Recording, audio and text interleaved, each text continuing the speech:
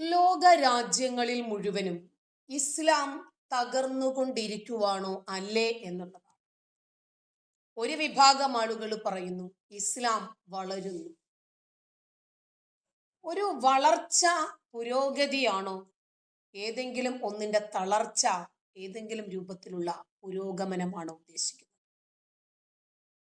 ഇപ്പോ ക്യാൻസർ വളരുന്നു, വൈറസ് വളരുന്നു, യുദ്ധം, കൊള്ള, കൊല, ബലാത്കാരം, ഇതൊക്കെ വളരുന്നു. ഇതൊക്കെ പുരോഗതിയുടെ ലക്ഷണങ്ങളാണ്. അപ്പോൾ ഏതെങ്കിലും ഒന്ന് വളരുന്നു എന്ന് വന്നാൽ അതൊരു നവോത്ഥാനത്തിന്റെ ലക്ഷണമാണ് എന്ന് വിചാരിക്കരുത്. ഏതൊന്നിന്റെ ഇപ്പോ ലോകം മുഴുവനും ഇസ്ലാമിലേക്ക് വന്നു കഴിഞ്ഞു എന്ന് വിചാരിക്കുക. എല്ലാ രാജ്യങ്ങളും ഇസ്ലാം മതത്തിന്റെ കീഴിലായി എന്ന് വിചാരിക്കുക. എന്നാലും ഇസ്ലാമാണ് ശരിയെന്നോ, മുസ്ലിങ്ങൾ മാത്രമാണ് ശരിയായ പാതയിലെന്നോ പറയാനുള്ള മതിയായ രേഖകളും തെളിവുകളും അതുകൊണ്ടാവട്ടെ. അതുകൊണ്ട് ഏതെങ്കിലും ഒന്നിന്റെ ആധിക്യം നന്മയെ സൂചിപ്പിക്കുന്നതാണ് എന്ന ഒരു ധാരണയുണ്ടെങ്കിൽ അത് തെറ്റാണ്. ഗൾഫ് രാജ്യങ്ങളിൽ പോലും ഇസ്ലാം ഏതാണ്ട് അധപ്പതിച്ചുകൊണ്ടിരിക്കുന്നു എന്ന വാർത്തകളാണ് പുറത്തു വരുന്നത്. യുദ്ധങ്ങളിലൂടെയും കൊലകൾ ഇപ്പോ ഇസ്രായേലിൽ തന്നെ ഇസ്രായേലും ഹമാസും തമ്മിലുള്ള ആ ഒരു സംഘട്ടനത്തിനിടയില് 70,000 ആളുകളുടെ ജീവൻ നഷ്ടപ്പെട്ടു എന്നല്ലേ ഇന്ന് വന്ന വാർത്തയിലുണ്ടായിരുന്നത്. 70,000 ആളുകൾ നഷ്ടപ്പെട്ടാൽ ഹമാസ് നേതാക്കൾ പറയുന്നത് പോലെ ഞങ്ങൾക്ക് 1 വർഷം കിട്ടിയാൽ മതി, ആ 70,000 ആളുകളെ വീണ്ടും നമ്മൾ ഉണ്ടാക്കി വിടും. അതൊന്നും നമുക്ക് പ്രയാസമില്ല. കാരണം ഞങ്ങളുടെ കലപ്പയ്ക്ക് അത്രമാത്രം പവർ ഉള്ളത് കൊണ്ട് ഞങ്ങൾക്ക് അതിലേറെ ഉണ്ടാക്കി വിടാൻ പറ്റുമെന്നാണ് അവർ പറയുന്നത്. ശരി, നോക്കാം ഇസ്ലാം എത്രമാത്രം വളരുന്നു, എത്രമാത്രം തളരുന്നു എന്നതിന്റെ തെളിവ്. ഞാൻ ബ്ലൂടൂത്ത് കണക്ട് ചെയ്തോട്ടെ.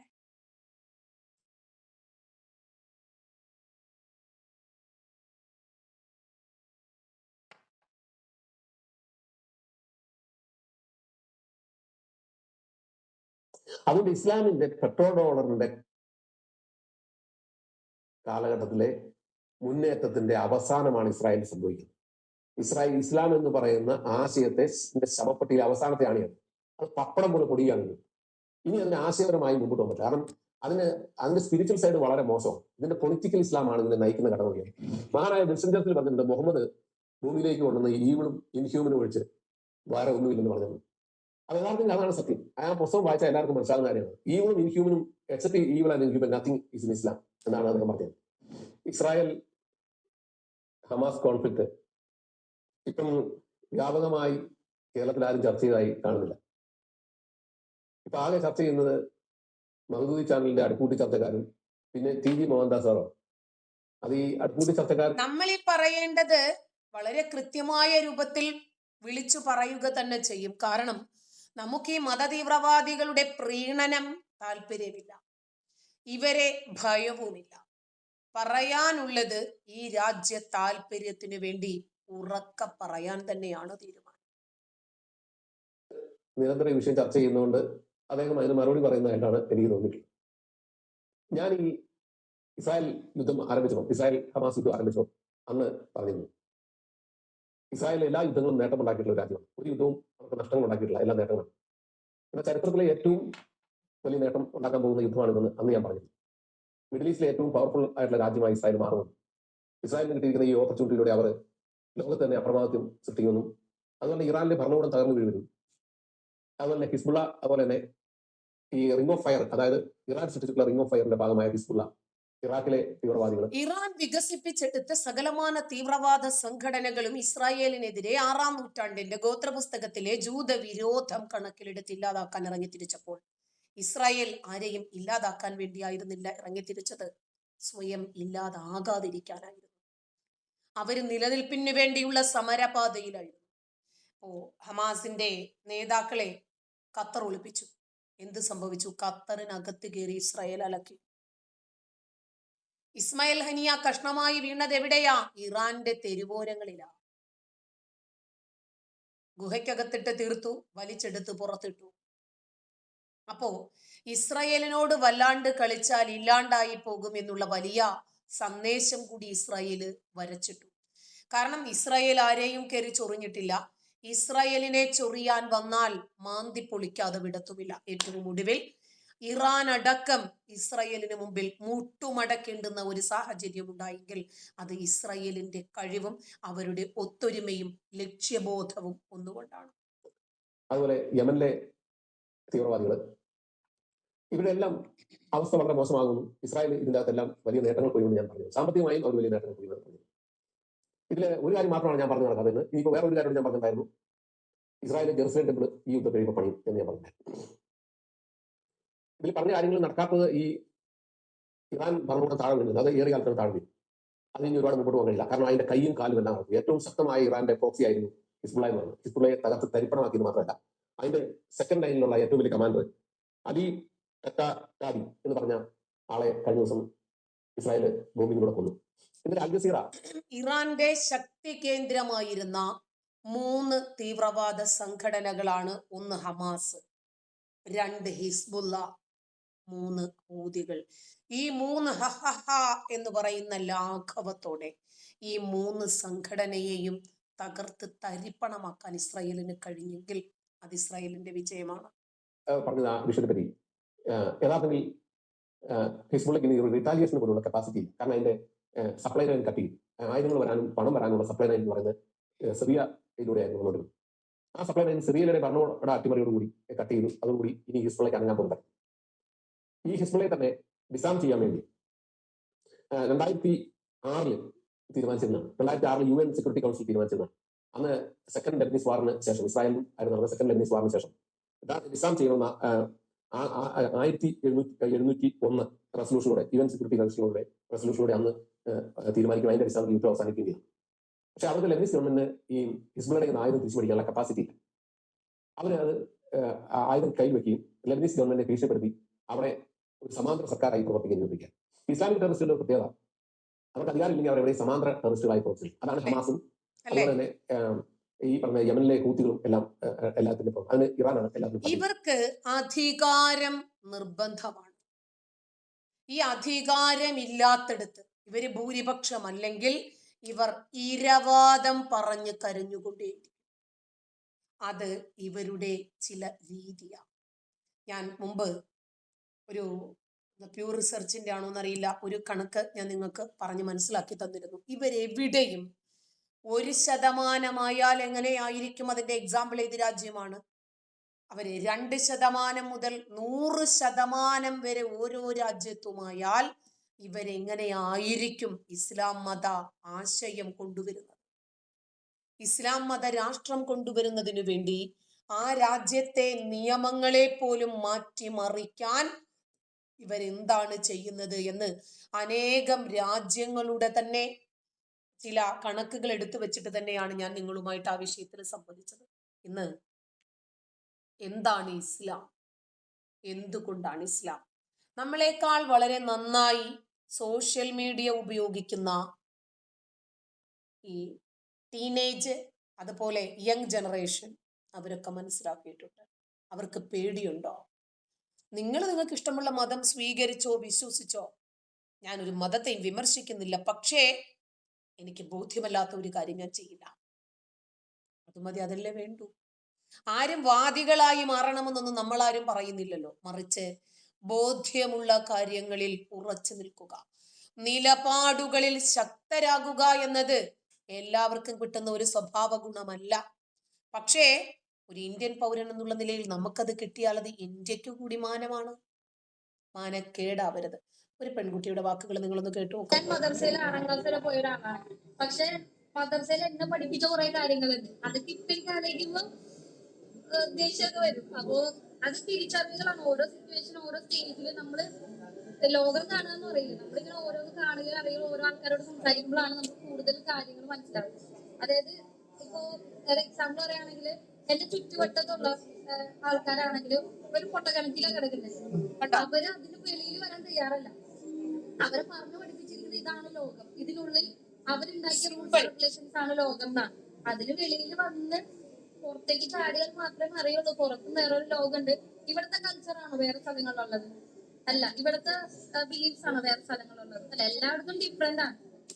ഞാൻ മദർസയിൽ 6ാം ക്ലാസ് കഴിഞ്ഞ റമലാനില് 5ഓളം മുസ്ലിം പെൺകുട്ടികളാണ് ബിഗ് ബോസ് എന്ന് പറയുന്ന വീട്ടിലുണ്ടായിരുന്നത്. നമസ്കരിച്ചില്ലേ, തറാവി നമസ്കരിച്ചില്ലേ, നോമ്പ് പിടിച്ചില്ലേ, നിനക്ക് തലയിൽ തട്ടമിടണ്ടേ, ഒരു മുസ്ലിം കമ്മ്യൂണിറ്റിയിൽപ്പെട്ട ആളല്ലേ നീ എന്നൊക്കെ പറഞ്ഞാരും പള്ളിക്കാർഡുമായിട്ട് ഇവരെ സമീപിച്ചില്ലല്ലോ. എന്തേ കാരണം? ഇവരൊക്കെ പുതിയ തലമുറയിലെ ആളുകളാണ്. തലയ്ക്കകത്ത് വെളിവുള്ള ഹൃദയം കൊണ്ടല്ല ചിന്തിക്കേണ്ടത്, തലച്ചോറ് കൊണ്ടാണ് എന്ന് മനസ്സിലാക്കിയിട്ടുള്ള കുഞ്ഞുങ്ങൾ. ഇവരാണ് ഭാവിയുടെ വാഗ്ദാനം. ഇവരാണ് നാളത്തെ നമ്മുടെ രാജ്യത്തിന്റെ മുതൽക്കൂട്ടായി മാറേണ്ടവർ. അതല്ലാതെ ആരാണ് മുതൽക്കൂട്ടാകേണ്ടത്? മുതൽക്കൂട്ടാകേണ്ടത് ഒരു മുതലിനെ ഞാൻ നിങ്ങൾക്ക് കാണിച്ചു തരാം, കണ്ടോ? ഇവരാണോ മുതൽക്കൂട്ടാകേണ്ടത് എന്ന് നിങ്ങൾ ചിന്തിക്കുക. നല്ലൊരു മുതല. പ്രസംഗം കഴിഞ്ഞ് മാവൂരിലേക്കാണ് ജിഫിൽ തങ്ങൾക്ക്. നമ്മുടെ കൊണ്ടോട്ടി ദൂരെയല്ല, കൊണ്ടോട്ടി ഒരു മഹാസുന്നി സമ്മേളനം നടക്കുകയാണ്. ആ സമ്മേളനത്തിൽ മഹാനായ ജിഫിൽ തങ്ങൾ പ്രസംഗിക്കണം. പ്രസംഗം കഴിഞ്ഞ് മാവൂരിലേക്കാണ് ജിഫിൽ തങ്ങൾക്ക് അടുത്ത പരിപാടിക്ക് പോകേണ്ടത്. മാവൂരിൽ ഭക്ഷണം പരിപാടിക്ക് ബാപ്പുഹാജിയുടെ മകളെ വീട് മാവൂരാണ്. മകളെ വീട്ടിലാണ് ജിഫിൽ തങ്ങൾക്ക് ഭക്ഷണം, രാത്രി ഭക്ഷണം. അപ്പൊ ബാപ്പുഹാജി ഞാനും വരണ്ട, മോളെ വീട്ടിലേക്ക് മാവൂരിൽ ഭക്ഷണം തന്നു. രണ്ടുപേരും ഒരുമിച്ച് കൊണ്ടോട്ടിയിൽ വന്നു.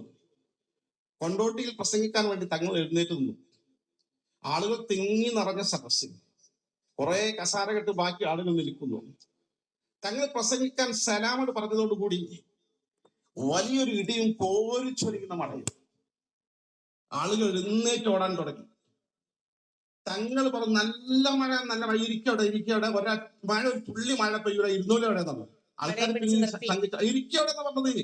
മേഘം പിടിച്ച് പിഴിഞ്ഞാൽ ഇനി മഴ പെയ്യൂല, ഇരിക്കവിടെ. ആളുകളുടെ ഇരുന്നു. ഒരു തുള്ളി മഴ ഇതിന് ശേഷം ചാറിയിട്ടില്ല. പോകുന്ന സമയത്ത് വണ്ടിയിൽ ഞാൻ തങ്ങൾ പാപ്പനോട് ചോദിച്ചു, തങ്ങളെ അങ്ങനെയൊക്കെ പറഞ്ഞാൽ പിന്നീട് മഴ പെയ്താലോ, ആളുകളെ ഈമാൻ തകരാറിലാവൂലേ എന്ന് ചോദിച്ചു. ബാപ്പുജിന്റെ മഷായിഹ്മാരെ ബറക്കത്ത് കൊണ്ട് ഒരിക്കലും അങ്ങനെ ഉറപ്പിച്ച് പറഞ്ഞാൽ നടക്കൂ, പ്രശ്നം വരില്ല. അതാണ് ജിഫ്രി തങ്ങൾ. അപ്പോ മഴയെ വരെ പിടിച്ചു നിർത്തുന്ന ആളുകൾ, വളരെ സ്പീഡിൽ വരുന്ന തീവണ്ടിയോട് നിൽക്കൂ എന്ന് പറയുമ്പോൾ നിർത്തുന്നവർ, ചീറിപ്പാഞ്ഞു വരുന്ന ഫ്ലൈറ്റ് പിടിച്ചു നിർത്തുന്നവർ, കപ്പലിന്റെ എഞ്ചിൻ തകരാറ് വന്നാൽ മരിച്ചു പോയവർ എഴുന്നേറ്റ് വന്ന് ശരിയാക്കും. സഫ്വാൻ ആദ്യം പോയി മലയാളം പഠിച്ചിട്ടോ. ഈ വാള് ഏത് വാള്? നിന്റെ അപ്പന്റെ വാളോ? പോയി മലയാളം എഴുതാനും പഠിച്ചിട്ട് വേടാ. അപ്പോ അതുപോലെ പിന്നെ ചുട്ട കോഴിയെ പറപ്പിക്കുന്നവർ, മരിച്ചവരെ ജീവിപ്പിക്കുന്നവർ, അവരാണോ ഇന്നത്തെ ഈ ലോകത്തിന് ആവശ്യം? ഈ രാജ്യത്തിന് അഭിമാനം നേടിക്കൊടുക്കുന്നവർ അവരാണോ? അതോ പുതുതലമുറയിലെ ഇതുപോലെയുള്ള യുവരത്നങ്ങളാണോ എന്ന് ചിന്തിച്ചു. തലച്ചോറ് കൊണ്ട് ചിന്തിക്കുമ്പോൾ 6ാം നൂറ്റാണ്ടിന്റെ മതം നിങ്ങൾക്ക് പ്രിയമാണോ? ആയിക്കോ. ഞങ്ങളോട് നിങ്ങൾ നിർബന്ധിക്കരുത്, ഇത്രയും നമ്മൾ പറയുന്നു. നിങ്ങൾക്ക് ഫോളോ ചെയ്യാൻ സ്വാതന്ത്ര്യമുണ്ടെങ്കിൽ നമുക്ക് വിമർശിക്കാനും സ്വാതന്ത്ര്യമുണ്ട് ഈ രാജ്യത്ത് എന്ന് മനസ്സിലാക്കിയാൽ തീരാവുന്ന കടിയേ നിനക്കൊക്കെ ഉള്ളൂ. അത് നിനക്കൊക്കെ എത്ര കണ്ട് പറഞ്ഞിട്ടും മനസ്സിലാകാത്തത് കൊണ്ടാണ് വീണ്ടും വീണ്ടും ഈ വിഷയം നിങ്ങളെ ഓർമ്മിപ്പിക്കുന്നത്.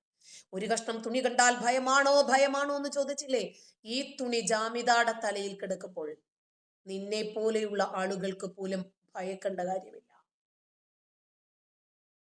ഭയക്കേണ്ട കാര്യമുണ്ടോ? ഇല്ല. കാരണം എന്താ? ഇത് തീവ്രവാദത്തിന്റെ പ്രതിധ്വനിയല്ല.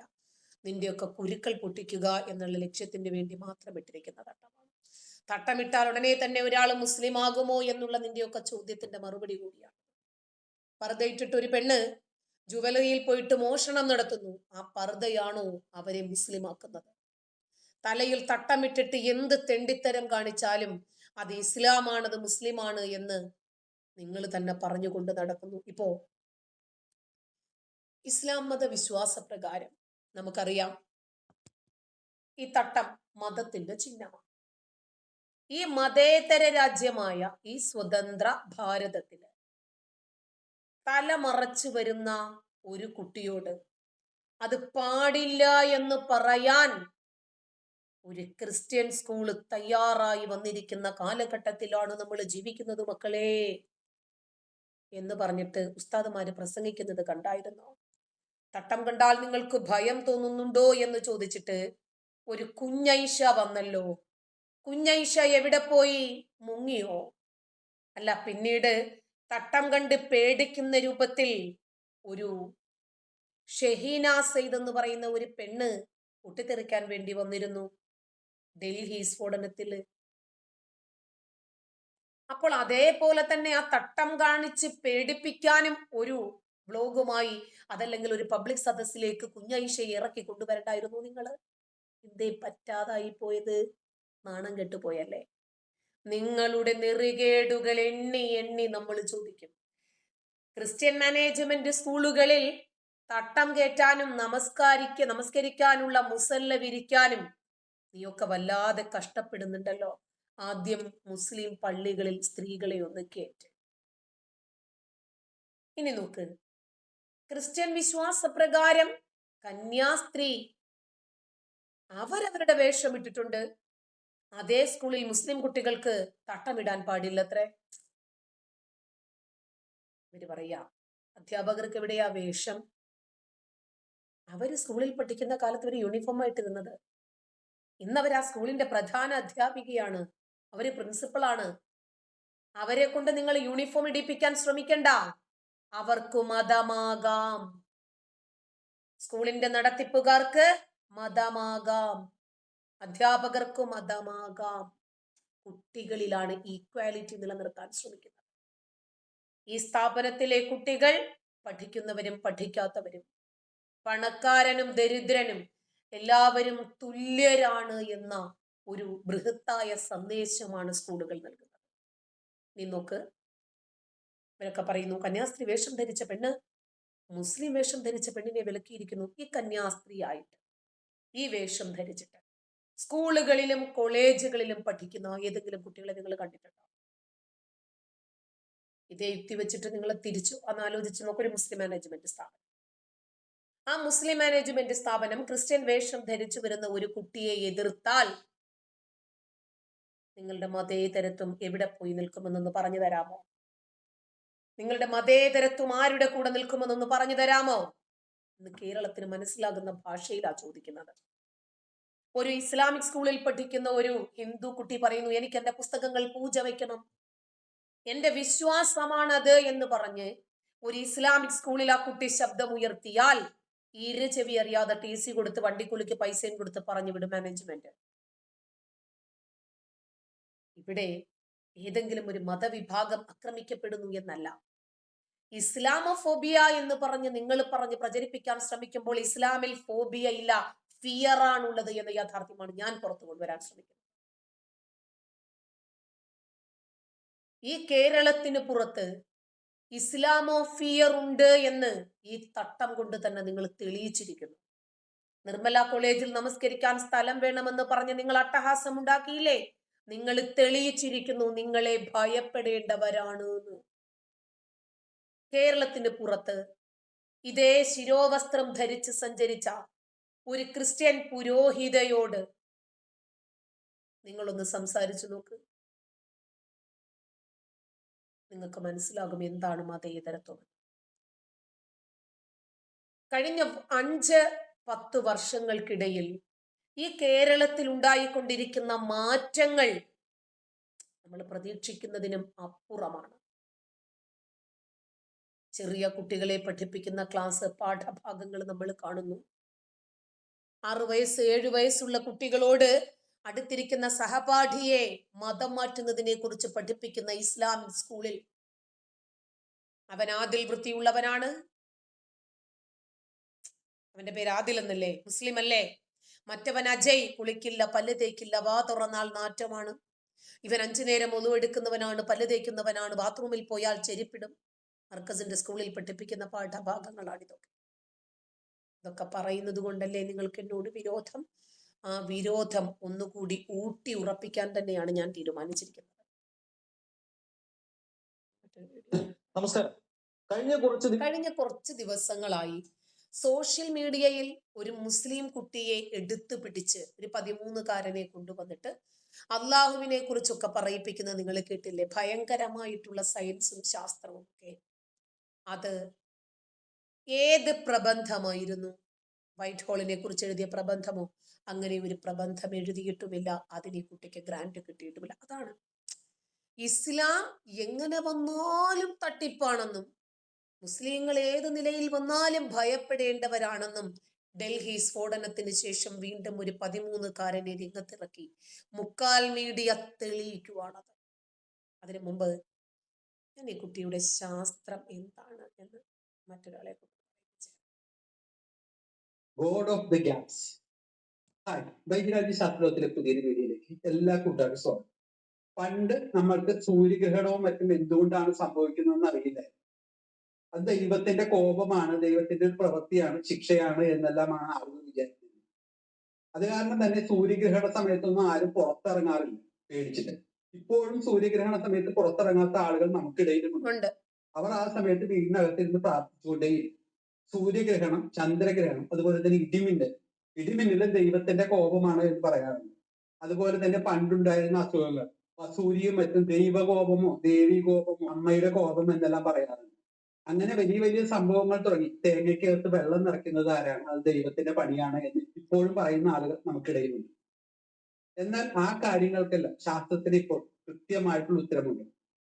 എന്തുകൊണ്ട് ഗ്രഹണങ്ങൾ ഉണ്ടാവും, തേങ്ങയുടെ അകത്ത് എങ്ങനെ വെള്ളം ഉണ്ടാവും, എന്തുകൊണ്ട് ഇടിമിന്നൽ ഉണ്ടാവും എന്ന്. ഗോഡ് ഓഫ് ദി ഗ്യാപ്സ് പറയുന്നത് വിവരമില്ലാത്ത ആളുകളോ പഠിക്കാത്ത ആളുകളോ അല്ല. പഠിച്ചിട്ടുള്ള ആളുകളും ഡിഗ്രി ഉള്ള ആളുകളോ ഡോക്ടറേറ്റ് കിട്ടിയ ആളുകൾ വരെ ഇപ്പോഴും ഗോഡ് ഓഫ് ദി ഗ്യാപ്സ് പറയാറുണ്ട്. പക്ഷെ അവർക്ക് അതിനുള്ള കാര്യങ്ങൾ വലുതാകുന്നു എന്ന് മാത്രം. ബ്ലാക്ക് ഹോളിനകത്തും ക്വാണ്ടം മെക്കാനിക്സിനുമെല്ലാം ഗോഡ് ഓഫ് ദി ഗ്യാപ്സ് പറയും.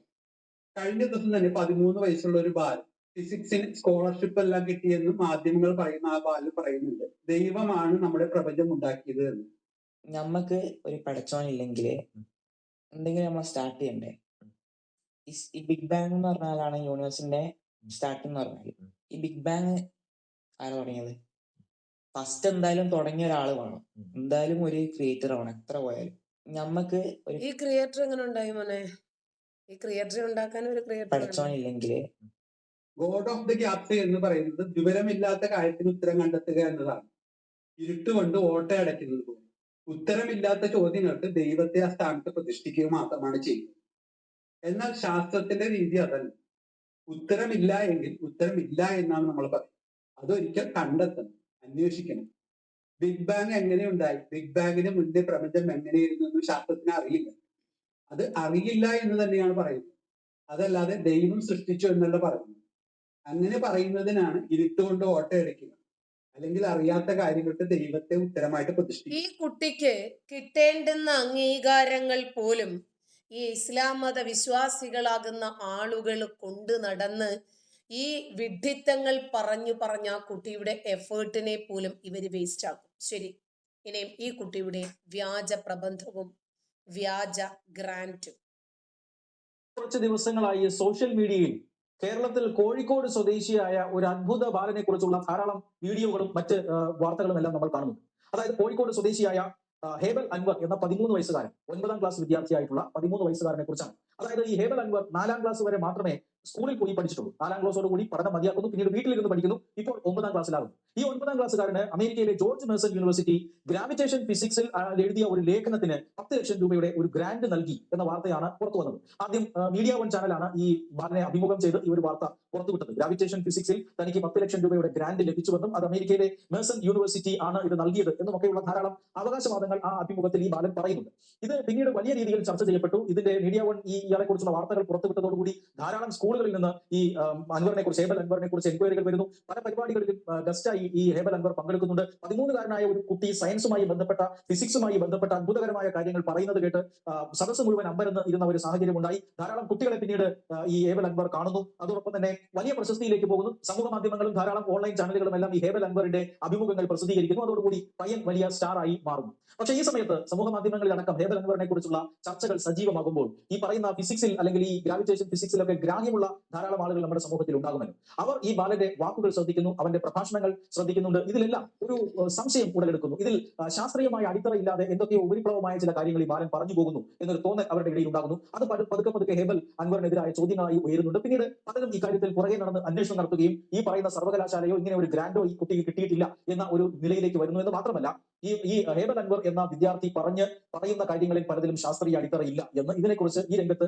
അറിവുള്ള പലരും പിന്നീട് സ്ഥാപിക്കുകയുണ്ടായി. അങ്ങനെ ഇതൊരു കള്ളക്കഥയാണ് എന്നും ഈ പറയുന്ന കുട്ടിക്ക് ഒരു വ്യാജ ബുദ്ധിജീവി പരിവേഷം ആരോ വരുത്തി കൊടുക്കുകയായിരുന്നു. തീർച്ചയായും ഈ കുട്ടിയെ ഒരു കാരണവശാലും കുറ്റം പറയാൻ കഴിയില്ല. അവന് ഈ സയൻസിനോടും ഈ പറയുന്ന വിഷയങ്ങളോടും ഒക്കെ വല്ലാത്തൊരു അഭിനിവേശമുണ്ട്. ഈ അഭിനിവേശത്തിന്റെ അടിസ്ഥാനത്തിൽ അവൻ കുറെ അധികം ഉപരിപ്ലവമായ കാര്യങ്ങൾ പഠിച്ചു വെക്കുന്നു. അതിനുശേഷം ഇങ്ങനെ ഒരു പ്രബന്ധം താൻ തയ്യാറാക്കിയെന്നും ആ പ്രബന്ധത്തിന് അമേരിക്കൻ യൂണിവേഴ്സിറ്റി ഗ്രാന്റ് നൽകിയെന്നും ഒക്കെയുള്ള ഒരു വാർത്ത പുറത്തുവിട്ട് പ്രശസ്തനാകാൻ ശ്രമിക്കുന്നു. ഇതിന് പിന്നിൽ പ്രവർത്തിച്ചത് ആര്? ഇങ്ങനെ ഒരു കുട്ടിയെ ഉപയോഗപ്പെടുത്തിക്കൊണ്ട് ഇങ്ങനെ ഒരു വ്യാജ പ്രശസ്തി ഉണ്ടാക്കിയത് എന്തിനാണ്? സമൂഹത്തിൽ ഈ കാര്യങ്ങളെ കുറിച്ചുള്ള അറിവുള്ള ധാരാളം ആളുകൾ ഉണ്ട്.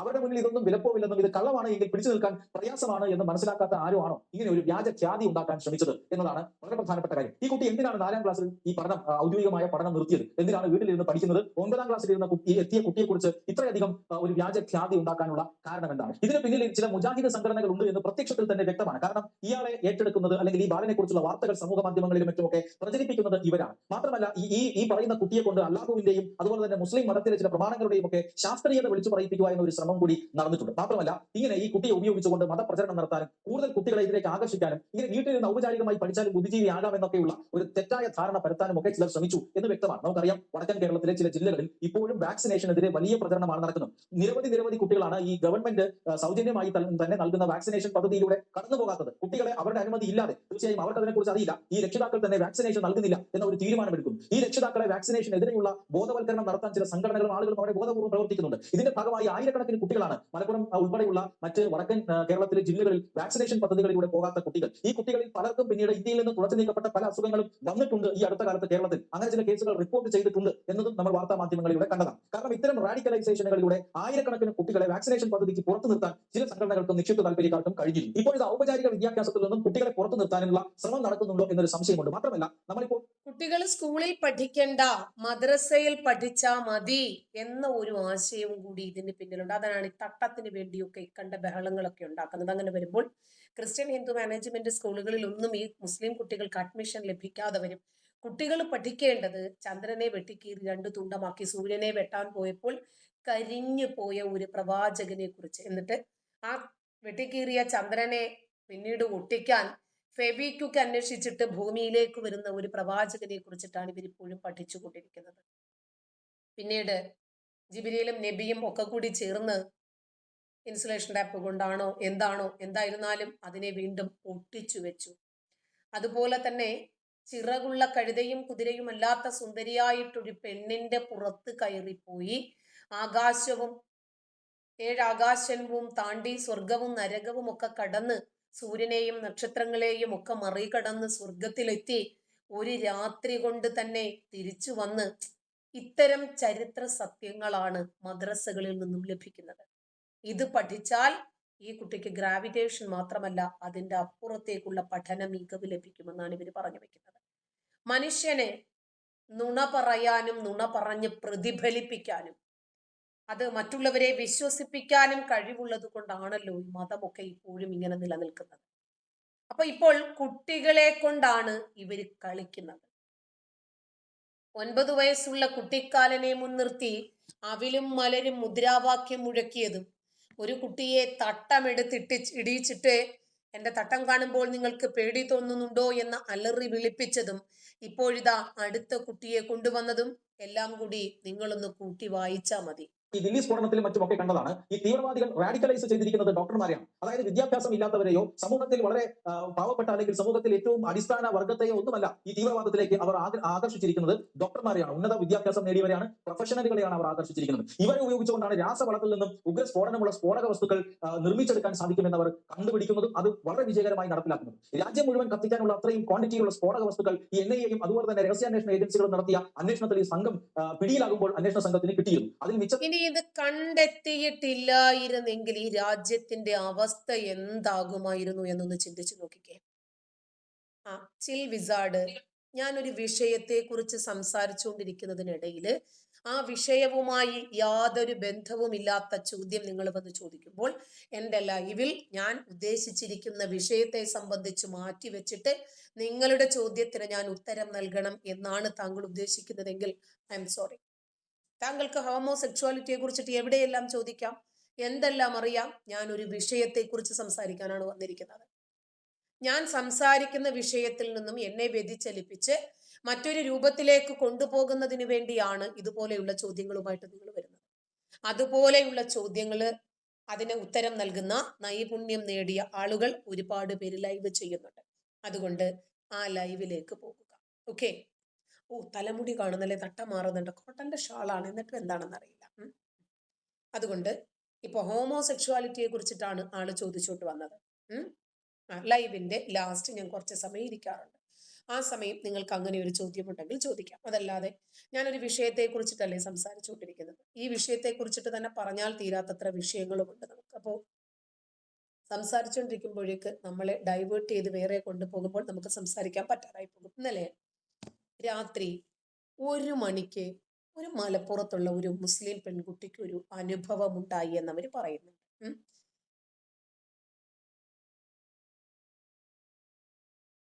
ഈ വീഡിയോ ഈ പെൺകുട്ടി ചെയ്യുന്നു. അതിലേറെ എന്നെ അത്ഭുതപ്പെടുത്തിയത് ഈ വീഡിയോയ്ക്ക് താഴെ വന്ന കമന്റ്സ്. നോക്കിയോ, കുട്ടി പറയട്ടെ. പരസ്യമുണ്ട്. ഇന്നലെ രാത്രി നട്ടപ്പാതിരയ്ക്ക് ഒരു ചെറ്റ പെറ്റ തള്ളയെ മറന്നു, അവന്റെ അസുഖം എന്നാണ് പറഞ്ഞിരിക്കുന്നത്. 2 മുസ്ലിം പെൺകുട്ടികളുടെ അനുഭവമാണ്. ഈ അനുഭവങ്ങളിൽ നമുക്ക് കുറച്ച് കാര്യങ്ങളൊന്ന് പഠിക്കാനും മനസ്സിലാക്കാനും ഉണ്ട്. കുറച്ച് കാര്യങ്ങൾ ഇവരുടെ ബോധവും സമൂഹം ഇവരെ കാണുന്നതും സമൂഹത്തെ ഇവര് കാണുന്നതും ഒക്കെ ആയിട്ട് നമുക്ക് ചില കാര്യങ്ങൾ ഒന്ന് സംസാരിക്കാനുള്ളത് കൊണ്ടാണ് ഞാൻ ഈ വീഡിയോ എടുക്കുന്നത്. കാണിക്കാം. I had a very bad experience last night. Malayalam ആക്കിക്കോട്ടെ. ഇന്നലെ രാത്രി എനിക്ക് വളരെ മോശപ്പെട്ട ഒരു അനുഭവം ഉണ്ടായി. എന്താന്ന് വെച്ചാൽ, ഇന്നലെ ഞാനിപ്പോ ഉള്ളത് ട്രിച്ചിയിലാണ്. എന്റെ ഫ്രണ്ട്സിന്റെ കൂടെ എക്സാം എഴുതിക്കൊണ്ടിരിക്കുകയാണ്. അപ്പോൾ ഇന്നലെ രാത്രി പഠനമൊക്കെ കഴിഞ്ഞ് ഏകദേശം ഒരു 12 മണിയായി കിടന്ന സമയത്ത് ഞാൻ രാവിലെ ഒരു 5:30 അലാറം വെച്ചിട്ട് കിടന്നു. എന്താ വെച്ചാൽ രാവിലെ എണീറ്റ് പഠിക്കണല്ലോ. കിടന്ന് ക്ഷീണം കൊണ്ട് എപ്പോഴാ അറിയില്ല ഉറങ്ങിപ്പോയി. 12 സമയത്ത് ഫോണ് ഭയങ്കരമായിട്ട് റിങ് ചെയ്യുന്നുണ്ട്. അപ്പൊ ഞാൻ വിചാരിച്ച് ഫോണ് റിങ് ചെയ്യുന്നത് അലാറം ആയിരിക്കും. പഠിച്ച തമ്പുരാൻ ഇത്ര നേരത്തെ 6:30 5:30 ആയോന്ന് വിചാരിച്ച് ഞാൻ ഞെട്ടി എണീച്ചു. നോക്കുമ്പോ എനിക്ക് ഗൂഗിൾ മീറ്റിൽ ഇങ്ങനെ കോൾ വരികയാണ്. ഗൂഗിൾ മീറ്റിൽ ഉണ്ടാവുമല്ലോ, നമ്മൾ ഇപ്പൊ ക്ലാസ് ഒക്കെ എടുക്കുന്ന ഗൂഗിൾ മീറ്റിൽ ഇങ്ങനെ കോൾ വരികയാണ്. അപ്പൊ ഞാൻ ആ കോള് 2-3 പ്രാവശ്യം കട്ട് ചെയ്തു. ഇത് എന്താണെന്നറിയില്ല, വീണ്ടും വീണ്ടും വീണ്ടും കോൾ വരും. പക്ഷെ ഗൂഗിൾ മീറ്റ് ആണ് ബ്ലോക്ക് ചെയ്യാൻ എനിക്ക് പറ്റുന്നില്ല. വീഡിയോ കോൾ ആണ് വരുന്നത്. അപ്പൊ ഞാൻ ലൈറ്റ് ഓഫ് ആണ്, ഇരുട്ടാണോ എന്ന് എനിക്ക് ഉറപ്പുള്ളത് കൊണ്ട് തന്നെ ഞാൻ അവസാനം ഗതി കെട്ടിട്ട് ഞാൻ കോൾ അറ്റൻഡ് ചെയ്തു. എന്റെ കൂടെ എന്റെ ഫ്രണ്ടും കിടന്നുറങ്ങുന്നുണ്ട്. അവൾ ഉറക്കെ ഡിസ്റ്റർബ് ചെയ്യാൻ പാടില്ല. ഇപ്പൊ വീണ്ടും വീണ്ടും ഇങ്ങനെ വിളിക്കുമ്പോൾ എന്റെ ഫോൺ സൈലന്റ് ആക്കി ഉറങ്ങി കഴിഞ്ഞാൽ രാവിലെ അലാരം അടിച്ചാൽ കേൾക്കില്ലെങ്കിലോ എന്നുള്ളൊരു പേടിയുണ്ട്. അപ്പൊ ഞാൻ രണ്ടും കൽപ്പിച്ച് ഫോൺ എടുത്തു, വീഡിയോ കോൾ ഓൺ ആക്കിയിട്ട് എന്റെ ക്യാമറ ഞാൻ ഹൈഡ് ചെയ്ത് നോക്കുമ്പോൾ അപ്പുറത്ത് ഒരാളുണ്ട്. ആളുടെ ഫേസ് ഒന്നും വിസിബിൾ അല്ല. ആള് എന്തൊക്കെയോ പറഞ്ഞുകൊണ്ടിരിക്കുന്നുണ്ട്. ഹലോ ഹലോ ഹലോ എന്നിങ്ങനെ പതിയെ പതിയെ പതിയെ ശബ്ദത്തിലാണ് സംസാരിക്കുന്നത്. കേട്ട സമയത്തേക്ക് എന്തോ പന്തിയോട് തോന്നി. ഞാൻ ചോദിച്ചു, എന്താണ് ഇത്ര രാവിലെ ഇത്ര നട്ടപാതിരാക്കാണോ സ്ത്രീകളെ വിളിക്കുന്നത്, താൻ ആരാന്നൊക്കെ ചോദിച്ചാൽ കുറെ ചൂടായി. അപ്പൊ എന്നോട് പറഞ്ഞ് ചാറ്റ് നോക്കുന്നുണ്ട്. അപ്പൊ ഞാൻ എന്ത് ചാറ്റ് നോക്കാനാ ചോദിച്ചു. എന്നോട് പറഞ്ഞു ഗൂഗിൾ മീറ്റിന്റെ ചാറ്റ് നോക്കാനാ പറഞ്ഞു. നോക്കിയ സമയത്ത് വളരെ മോശപ്പെട്ട ഒരു സംഭവമാണ് അതിന് ടൈപ്പ് ചെയ്തിരിക്കുന്നത്. എനിക്ക് എന്തായാലും ഇവിടെ പറയാൻ പറ്റില്ല. സെക്ഷൽ ആയിട്ടുള്ള ഒരു സാധനമാണ് അതിന് ടൈപ്പ് ചെയ്തിരിക്കുന്നത്. ഞാൻ നന്നായിട്ട് ചൂടായിട്ട് എനിക്ക് പറയാൻ പറ്റാത്ത രീതിയിൽ ഞാൻ തിരിച്ചങ്ങോട്ട് ചൂടായിട്ടുണ്ട്. എനിക്കിവിടെ ഒരു മോശമായതുകൊണ്ട് എനിക്ക് പറയാൻ പറ്റില്ല. ഞാൻ പറഞ്ഞത് എന്റെ വീട്ടിൽ പോയി പറയാം, അത് പറയാന്നൊക്കെ പറഞ്ഞിട്ട് ഞാൻ കോള് കട്ട് ചെയ്തു, ഗൂഗിൾ മീറ്റ് കട്ട് ചെയ്തു. ഞാൻ സൈബർ സെല്ലിൽ കേസ് കൊടുക്കും എന്നൊക്കെ പറഞ്ഞിട്ടാണ് ഞാൻ കോള് കട്ട് ചെയ്തത്. പിന്നെ എന്റെ ഉറക്കം പോയി. എനിക്ക് എന്തോ എന്നെ ആരോ ഇട്ട് കളിപ്പിക്കുന്ന പോലെയൊക്കെ തോന്നി. അതായത് അങ്ങനെ ഇപ്പൊ എന്നോട് ഇത്ര മോശം പറഞ്ഞാൽ വെറുതെ വിടാൻ പാടില്ല. അങ്ങനെ ഞാൻ വീണ്ടും തിരിച്ചങ്ങോട്ട് കോൾ ചെയ്തു, ഗൂഗിൾ മീറ്റിൽ തന്നെ തിരിച്ചങ്ങോട്ട് കോൾ ചെയ്തു. അപ്പോഴത്തേക്കും എന്റെ തെറിയൊക്കെ കേട്ടിട്ട് എന്റെ കൂടെ കിടക്കുന്ന ഫ്രണ്ട് എണീച്ചിട്ടുണ്ട്. അവൾ എന്താന്ന് വിചാരിച്ച ആകെ ബേജാറായി എണീച്ചിരിക്കുകയാണ്. അപ്പൊ വീണ്ടും ഞാൻ അയാളെ തിരിച്ച് അങ്ങോട്ടേക്ക് ഒരു പ്രാവശ്യം കൂടെ വിളിച്ച സമയത്ത് ഇയാൾ ഫോൺ അറ്റൻഡ് ചെയ്തു. എന്നിട്ട് അയാള് ഹലോ ഹലോ കാണിക്കുമോ എന്ന് ചോദിക്കണേ. എന്ത് തേങ്ങയാണ് ഈ ചങ്ങായി കാണിക്കാൻ പറയണെന്ന് അറിയാലോ, മനസ്സിലായില്ലേ. അപ്പൊ ഞാൻ ഇയാൾ ആരാണെന്ന് എനിക്ക് അറിയണം താല്പര്യമുണ്ട്. അപ്പൊ ഞാൻ ഇങ്ങനെ എന്താ പേര്, മാന്യമായിട്ട് സംസാരിക്കുന്ന പോലെ ഞാൻ ഇങ്ങനെ സംസാരിച്ചു, എന്താ പേര് എന്നൊക്കെ ചോദിച്ചു. അപ്പൊ അങ്ങനെ സംസാരിക്കുന്നതിന് എനിക്ക് സംസാരിക്കാൻ പറ്റില്ല, കൂടെ ആളുകൾ ഉണ്ട് ചാറ്റ് ബോക്സിൽ. ഇയാളൊന്നും തിരിച്ചു പറയണില്ല, ഹലോ ഹലോ മാത്രമേ പറയുന്നുള്ളൂ. ബാക്കി എല്ലാ സംഭവങ്ങളും ചാറ്റ് ബോക്സിലാണ് വരുന്നത്. ഇതിനൊക്കെ സംഭവം ഞാൻ ഇവിടെ സൈഡിലൊക്കെ കൊടുക്കാട്ടോ, അവരുടെ ചാറ്റൊക്കെ. അപ്പൊ ഞാനിങ്ങനെ മാനുവായിട്ട് സംസാരിക്കും. പറഞ്ഞു പേര് റൌഫാണെന്ന് പറഞ്ഞു, മലപ്പുറത്തുനിന്നാന്ന് പറഞ്ഞു. എനിക്ക് തോന്നുന്നു ആള് ഫേക്ക് ആണെന്ന്. അതല്ലാതെ ഇപ്പൊ സ്വന്തം പേരെന്തായാലും പറയില്ലല്ലോ. വളരെ മോശപ്പെട്ട ഒരു എക്സ്പീരിയൻസ് എനിക്ക് ഉണ്ടായി. അപ്പൊ ഈ സമയത്ത് ഞാൻ ചോദിച്ചു നമ്പർ എവിടെ നിന്ന് കിട്ടിയെന്ന് വെച്ചു. അപ്പൊ നമ്പർ ഏത് ബുക്കിൽ നിന്ന് അത്ര കിട്ടിയത്? ഏത് ബുക്കിൽ നിന്ന് എന്റെ നമ്പർ കിട്ടാം? എനിക്ക് അറിയണ ബുക്ക് ഫേസ്ബുക്കാണ്. ഫേസ്ബുക്കിൽ എന്നാലും എന്റെ നമ്പർ ഇല്ലാന്ന് എനിക്ക് ഉറപ്പാണ്. പിന്നെ എവിടുന്ന നമ്പറില്ല, Google meet Gmail I D ആണ് കിട്ടിയിരിക്കുന്നത്. അപ്പൊ ആളിങ്ങനെ വൃത്തികേട് പറഞ്ഞ് ഇങ്ങനെ വന്നതറിയാം. സാധനം ഇയാളുടെ ഡീറ്റെയിൽസ് ഒന്നും പറയുന്നില്ല, ഫോട്ടോ കാണിക്കുന്നില്ല എന്ന് എനിക്ക് മനസ്സിലായപ്പോ ഞാൻ നന്നായിട്ട് തെറി വിളിച്ചു. എന്റെ അമ്മ എനിക്ക് നോർമൽ എന്തൊക്കെ ഞാൻ വിളിച്ചത്. അമ്മാതിരി ഈസ്തറ്റിക് ആയിട്ടുള്ള ക്രിയേറ്റീവ് ആയിട്ടുള്ള തൊഴിൽ കൊള്ളാത്ത രീതിയിലുള്ള തെറി ഞാൻ വിളിച്ചിട്ടുണ്ട്. അത് ഞാൻ കോള് കട്ട് ചെയ്തു. ഞാൻ പറഞ്ഞു നാളെ നീ കണ്ടോടാ, എന്റെ പേര് ഷാക്കിറയാണ്, ഞാന് നിന്റെ എല്ലാ സ്ഥലത്തും ഞാൻ മോശമാക്കും അങ്ങനെ. പക്ഷെ സംഭവം എന്താ പറഞ്ഞിട്ട് എന്താ റൂഫ് മലപ്പുറം എന്ന് പറഞ്ഞ ഫേക്ക് ഐഡിയ ആയിരിക്കുമല്ലോ, നമുക്കറിയില്ല എന്താ വിഷയം. എന്തായാലും എന്റെ മൈഡിയേഴ്സ് വളരെ മോശപ്പെട്ട ഒരു രാത്രിയായിരുന്നു ഇന്നലെ. ഞാൻ എന്തോരം ഈ സെക്ഷൽ അബ്യൂസ് എന്നൊക്കെ ഓൺലൈനായിട്ടുള്ള ഇതുപോലത്തെ ഫ്രോഡുകളെ ഇതിന് മുന്നേ എനിക്ക് എക്സ്പീരിയൻസ് ഉണ്ടായിട്ടുണ്ട്. ഞാൻ PG പഠിക്കുന്ന സമയത്ത്, പിന്നീട് ഒരു സമയത്ത് ഞാൻ പറയാം. അത് കഴിഞ്ഞ് രണ്ടാമത്തെ വർഷങ്ങൾക്ക് ശേഷമാണ് രണ്ടാമത്തെ ഒരു ഡാഷ് ഫോം വന്നിട്ട് ഇമാതിരി ഉണ്ടാക്കി പോയത്. എനിക്ക് ദേഷ്യം, നല്ല ഫ്രസ്ട്രേഷൻ ഒക്കെ ഉണ്ട്. എക്സാമിന്റെ സമയമാണ്, അതിന്റെ ഇടയിലും അതുപോലെ തന്നെ രാത്രിന്റെ ഉറക്കം പോയതിന്റെ ഫ്രസ്ട്രേഷൻ എല്ലാം കൂടെ ആയിട്ട് തല കണ്ട് ഭ്രാന്താവുന്നു എനിക്ക്. എന്താണെങ്കിലും ഇങ്ങനെയുള്ള ഫ്രോഡുകളെ സൂക്ഷിക്കുക. രാത്രിക്ക് ഇതുപോലെ കോളൊക്കെ വരുമ്പോൾ തിരിച്ച് നല്ല വയറ് കുറച്ചങ്ങോട്ട് തെറി വിളിക്കുക. പിന്നെ അവര് ഉമ്മാനും പാപ്പാനും വിളിച്ച് തിരിച്ചു വിളിക്കൂല. അമ്മ അതിന് തെറിയാണ് പറഞ്ഞിട്ട് അങ്ങനെ വിടും. കാരണം ഇവരൊക്കെ കേസ് കൊടുത്തിട്ട് പിന്നാലെ പോകുന്നത് നമ്മുടെ ജീവിതം അവിടെ തീർന്നു. അവിടെ എനിക്ക് ഇത്രയൊക്കെ തന്നെ പറയാനുള്ളൂ. ഇമാതിരി വൃത്തികെട്ടവന്മാരെ എക്സ്പോസ് ചെയ്യുക, അവരെ ഒരു ഫോട്ടോ പോലും ഇല്ലാതെ ഞാൻ എന്താ ചെയ്യണം? അപ്പൊ ഞാൻ ആലോചിക്കണം. ഓപ്ഷൻസ് ഒന്നുമില്ല. ചിലപ്പോൾ ജിമെയിൽ അഡ്രസ് വെച്ച് ഇൻ വെച്ച് ഞാൻ ഫേസ്ബുക്ക് നോക്കിട്ടോ. അപ്പൊ ഫേസ്ബുക്കിൽ ഇങ്ങനെ ഒരു ഫേക്ക് അഡ്രസ് കാണാനുണ്ട്, റൌഫ് മലപ്പുറം എന്ന് പറഞ്ഞിട്ട്. ആരെങ്കിലും ഈ തെണ്ടിയ നാറിയ അറിയുന്ന ആരെങ്കിലും ഉണ്ടെങ്കിൽ ഒന്ന് പോയി റിപ്പോർട്ട് അടിക്കാം ഫേസ്ബുക്കിൽ പോയിട്ട്. അങ്ങനെ ഇപ്പൊ അവര് വിരസുണ്ട്. അങ്ങനെ എന്തൊക്കെ പെണ്ണുങ്ങൾ അവര് പോയിട്ട് അഡ്രസ് ചെയ്യുന്നുണ്ടാവുന്ന ഞാൻ ആലോചിക്കണം. അപ്പൊ അതന്നെയാണ് ഞാൻ നന്നായിട്ട് ഞാൻ ചീത്ത പറഞ്ഞതിന്റെ ഫ്രസ്ട്രേഷൻസ് തീർത്തു. അതൊക്കെ തന്നെ. എനിക്കിപ്പോ വേറെ കൂടുതലായിട്ടൊന്നും ചെയ്യാനൊന്നും പറ്റില്ല. അപ്പൊ ഒരു വളരെ മോശപ്പെട്ട ഒരു ദിവസത്തെ ഒരു എക്സ്പീരിയൻസ് എനിക്ക് ഉണ്ടായി. അപ്പൊ നിങ്ങളോടൊന്ന് ജസ്റ്റ് ഷെയർ ചെയ്യാം. ഇങ്ങനെയുള്ള ഫ്രോഡുകളെ സൂക്ഷിക്കുക, പെൺകുട്ടികൾ ശ്രദ്ധിക്കാന്ന് എനിക്ക് പറയാനുള്ളൂ.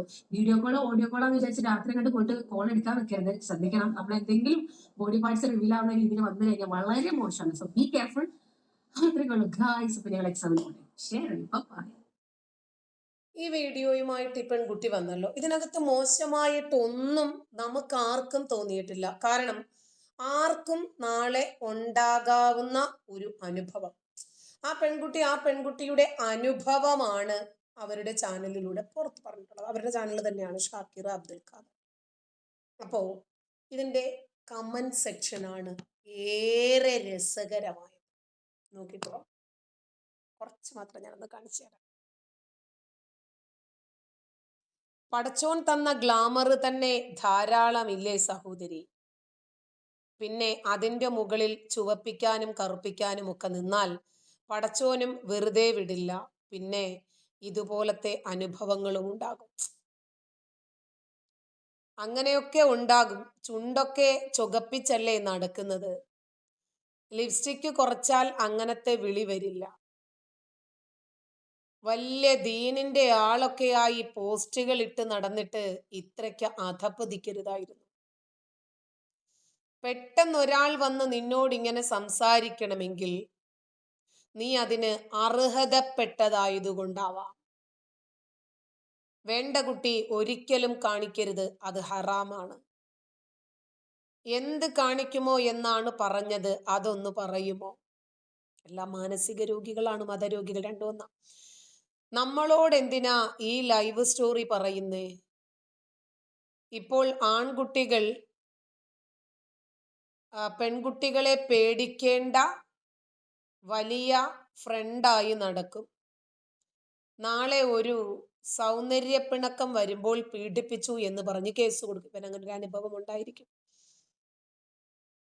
നീയത്തോലെ മയ്യത്തല്ലേ പുട്ടീത്ത. അവരുടെ ലിപ്സ്റ്റിക്കാണ് ഇവർക്ക് പിടിക്കാത്തത്. പാവം, വലിയ സംഭവം തന്നെ. എന്തുകൊണ്ട് ആദ്യം വന്ന ചാറ്റ് പോലീസിനെ കൊണ്ടുപോയി കാണിച്ചില്ല? അവന്റെ ഡീറ്റെയിൽസ് പോലീസ് പൊക്കില്ലേ? അങ്ങനെ അവന്റെ ആദ്യമായി നിങ്ങളെ വിളിച്ച കോളും അതിന്റെ സൗണ്ടും എല്ലാം പോലീസിൽ കൊണ്ടുപോയി കാണിച്ചാൽ അവൻ പിന്നീട് ഒരാളെ വിളിക്കില്ലല്ലോ. നിന്റെ മുഖത്തെ പോലെയാണ്, സുന്ദരമാണ് താഴെ എന്നാണ് ചിലരുടെ വിചാരം. ലിപ്സ്റ്റിക്ക് കുറവാണ്. ഞാൻ മുമ്പ് പറഞ്ഞ കാര്യങ്ങളൊക്കെ ശരി തന്നെ. പക്ഷേ വേറൊരു കാര്യം കൂടി താത്ത ശ്രദ്ധിക്കണമായിരുന്നു. കോളൊക്കെ വരും. താത്താടെ ഫോട്ടോ കണ്ടിട്ട് കോള് വരാതിരിക്കുമോ? നേരം പോലെ തന്നെ നടന്നാൽ ആരും ഉപദ്രവിക്കുകയില്ല. പടച്ചോൻ കൂടെയുണ്ടാകും.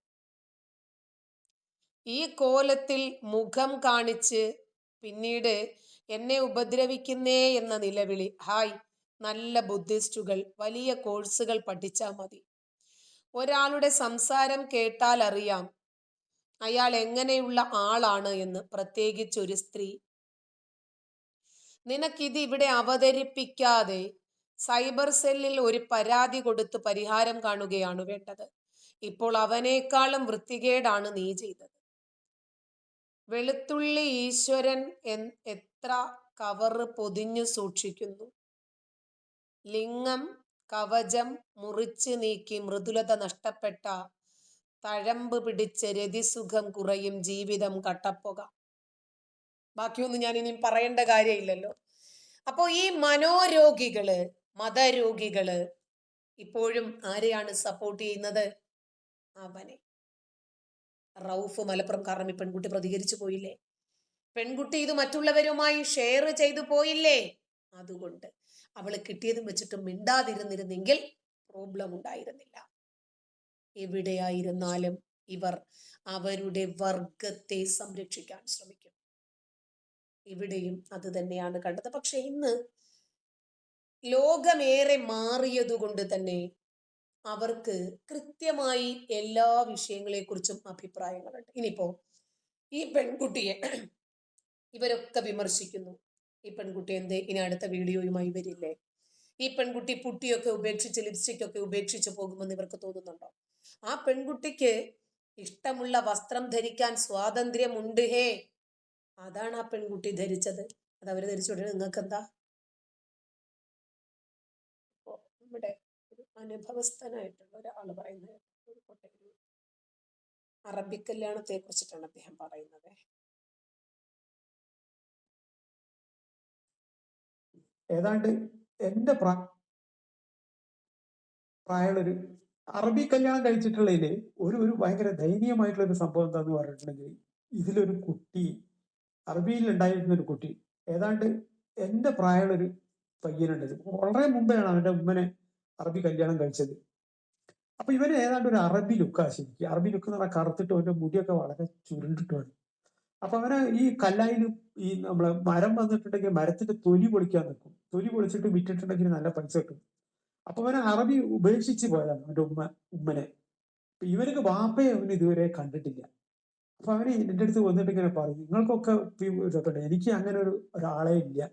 ഇവനെല്ലാരും വിളിക്കില്ല അറബിന്നാണ്, അറബിന്നേ വിളിക്കുള്ളൂ.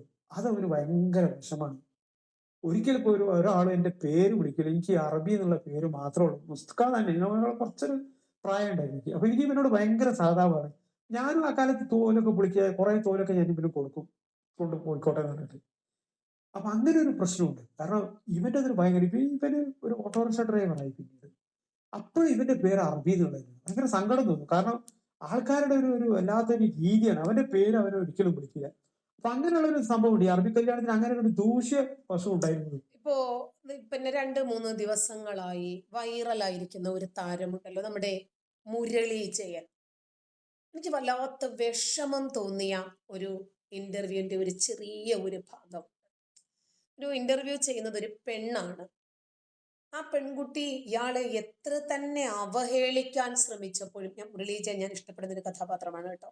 കാരണം എന്തു തൊഴിലെടുക്കാനും മടിയില്ലാത്ത, എനിക്ക് എൻ്റെ അച്ഛൻ്റെ സമ്പാദ്യം വേണ്ട, എനിക്കൊന്നും വേണ്ട, ആ പേരോ പ്രശസ്തിയോ ഒന്നും എനിക്ക് വേണ്ട, പക്ഷേ തന്തയില്ലാത്തവൻ എന്ന വിളി എനിക്കൊന്ന് നിർത്തി കിട്ടുന്നതിന് വേണ്ടി 24 വർഷമായി ഞാൻ ആവശ്യപ്പെടുന്നു, എൻ്റെ DNA നിങ്ങളൊന്ന് ടെസ്റ്റ് ചെയ്യുക. അപ്പോൾ ജയന്റെ സഹോദരങ്ങളുടെ മക്കളുണ്ട്, സീരിയൽ താരങ്ങളൊക്കെയാണ്. അപ്പൊ അവരാണ് ഇതിനെ എതിർക്കുന്നത് എന്നൊക്കെ പറഞ്ഞിട്ട് മുരളി ജയൻ പറയുന്നുണ്ട്. അപ്പൊ ആ മുരളി ജയനെ ഇന്റർവ്യൂ ചെയ്യുന്ന ഒരു പെണ്ണ് നിങ്ങൾക്ക് എന്നാ പിന്നെ മിണ്ടാതിരുന്നാ പോരെ എന്നൊക്കെ ചോദിക്കുന്നുണ്ട്. അപ്പൊ അദ്ദേഹം വളരെ സൗമ്യമായിട്ടാണ് തിരിച്ച് പ്രതികരിക്കുന്നത് കേട്ടോ. നോക്കട്ടെ, എൻ്റെ കയ്യിലുണ്ടായിരുന്നു, നിങ്ങളൊക്കെ പലരും കണ്ടിട്ടുണ്ടാകും. എന്നാലും നിങ്ങളുടെ അമ്മ ഒരു മോശം സ്ത്രീ ആയിരുന്നോ എന്നൊക്കെ അവരോട് ചോദിക്കുന്നുണ്ടേ.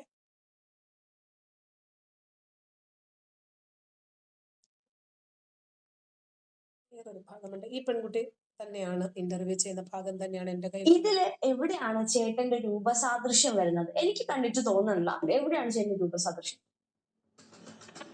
അല്ല, എല്ലാവരും അച്ഛനെ പോലെ തന്നെ രൂപസാദൃശ്യമുള്ളവരായിരിക്കണമെന്നുണ്ടോ? ആ രൂപസാദൃശ്യം ഉണ്ടെങ്കിൽ മാത്രമേ ഈ അച്ഛന്റെ മകനാണ് മകളാണെന്ന് പറയാൻ പറ്റത്തുള്ളൂ. ഇത് എവിടത്തെ ന്യായമാണ്? മമ്മൂട്ടിയെ പോലെയാണോ ദുൽഖർ സൽമാൻ ഇരിക്കുന്നത്? പക്ഷെ മമ്മൂട്ടിയുടെ സഹോദരിയുടെ മകൻ ആ അച്ചിലിട്ട് വാർത്തതുപോലെയാണ് ഇരിക്കുന്നത് സൗദാൻ. ഇപ്പോ എല്ലാവരും അങ്ങനെ തന്നെ ആയിരിക്കണം എന്ന് നിർബന്ധം പിടിച്ചിട്ട് കാര്യമുണ്ടോ? ഒരു പക്ഷേ ഈ ഇന്റർവ്യൂ ചെയ്യുന്ന മഹായുവതി അവരുടെ അച്ഛന്റെ തനിപ്പകർപ്പായിരിക്കും അല്ലെ? അല്ലെങ്കിൽ പിന്നെ ഇങ്ങനെ പറയാൻ പറ്റുമോ? കാരണം ഞാൻ പറഞ്ഞത്, അറബി കല്യാണത്തിൽ അറബികൾ വന്ന് കുട്ടികളെ ഉണ്ടാക്കിയിട്ട് പോകുമ്പോൾ വാപ്പ ആരാണ് എന്നറിയാതെ തന്നെ അറബി അറബി എന്ന് വിളിക്കുമ്പോൾ അവന്റെ വേദന എന്താണ് എന്ന് ഈ കാലത്ത് അനുഭവസ്ഥനായ ഒരു മനുഷ്യൻ വന്ന് പറയുമ്പോൾ ഈ മനുഷ്യൻ ഇന്ന് അനുഭവിച്ചു കൊണ്ടിരിക്കുന്ന യാഥാർത്ഥ്യങ്ങളിലേക്കാണ് നമ്മളെ കൊണ്ടുപോകുന്നത്. അപ്പൊ അറബി കുട്ടിയെ ഉണ്ടാക്കിയിട്ട് പോയതുപോലെ ജയന്റെ മകനാണ് താൻ, ഞാൻ തന്തയില്ലാത്തവനല്ല, ഞാൻ അവിഹിത സന്തതി അല്ല. അവിഹിതം എന്ന് പറഞ്ഞാൽ എൻ്റെ അമ്മയ്ക്ക് മറ്റൊരു ഭർത്താവ് ഉണ്ടാകണം, മക്കൾ ഉണ്ടാകണം. ജയന് മറ്റൊരു ഭാര്യ ഉണ്ടാകണം, മക്കൾ ഉണ്ടാകണം. എന്നാൽ അവരെ ചതിച്ചിട്ടാണ് വിഹിതമല്ലാത്തതിന്റെ പിന്നാലെ പോകുന്നതിനാണ് അവിഹിതം എന്ന് പറയുക. പക്ഷെ അവർ രണ്ടുപേരും വിവാഹിതരല്ല, വേറെ വിവാഹം കഴിച്ചിട്ടുമില്ല, ഇവര് പരസ്പരവും വിവാഹം കഴിച്ചിട്ടില്ല. മറ്റൊരു മഹാനടനാണല്ലോ മുമ്പൊരിക്കൽ സംവിധായകനും ഒക്കെ ഒന്ന് പറഞ്ഞിട്ടുണ്ടല്ലോ, ജയൻ ഇങ്ങനെ ഒരു കുട്ടിയുണ്ട് എന്നുള്ള കാര്യം ഞങ്ങളോട് പറഞ്ഞിട്ടുണ്ട് എന്നൊക്കെ അദ്ദേഹം പറഞ്ഞിട്ടുണ്ടായിരുന്നു. എന്തായിരുന്നാലും ഈ പെൺകുട്ടിയുടെ ചോദ്യം നമ്മളോടാണ് ചോദിക്കുന്നത് എന്ന് ചിന്തിച്ച് നമ്മൾ ഒരു 2 മിനിറ്റത്തേക്ക് മുരളി ജയൻ എന്ന വ്യക്തിയായിട്ടൊന്ന് മാറണം. നോക്കും, എനിക്കും ഇന്ത്യൻ പ്രധാനമന്ത്രിക്കും മുഖ്യമന്ത്രിക്കും എല്ലാ ആളുകൾക്കും അച്ഛനെ കാണിച്ചു കൊടുക്കുന്ന അമ്മ മാത്രമില്ലേ? നിങ്ങളുടെ അമ്മ നിങ്ങൾക്ക് തെളിവ് തന്നോ? അതാണല്ലോ ഞാൻ പറയുന്നേ. എന്റെ അമ്മ തന്നത് കൊണ്ടാണല്ലോ ഞാൻ പറയുന്നേ. ഇതുകൊണ്ട് സാദൃശ്യം ചെയ്താല് ഞങ്ങൾ തമ്മിൽ രാപകൽ അദ്ദേഹത്തിന്റെ ജോലി എന്തായിരുന്നു? നേവി ജോലി, പിന്നെ സിനിമ. എന്റെ ജോലി 3ാം ക്ലാസ്സിൽ പഠിക്കുമ്പോൾ സൈക്കിളിന്റെ പണി, 7ാം ക്ലാസ്സിൽ പഠിക്കുമ്പോൾ മൈക്കാട് പണി, മണ്ണ് ചുമട്, പാറ ചുമട്, കൈവണ്ടി പണി, കമ്പി ചുമട്, സിമെന്റ് ചുമട്, കോൺക്രീറ്റ്, അങ്ങനെ എല്ലാ പണിക്കും പോകും. നിങ്ങളിപ്പോ ജയന്റെ മകനാണ് എന്ന് തെളിയിക്കാനായിട്ട് നടക്കുകയാണ്. എന്തിന് എനിക്ക് തെളിയിക്കണം? എന്റെ അമ്മ പറഞ്ഞ ആളാണ് എന്റെ അച്ഛൻ. തെളിയിക്കേണ്ടത് ആരാണ്? അച്ഛന്റെ അനിയന്റെ മക്കൾ എന്ന് പറയുന്ന കണ്ണൻ നായരും ആദിത്യനും വന്ന് ഡീൻ എടുക്കാൻ തയ്യാറായ മുരളി ജയൻ. ഓക്കെ,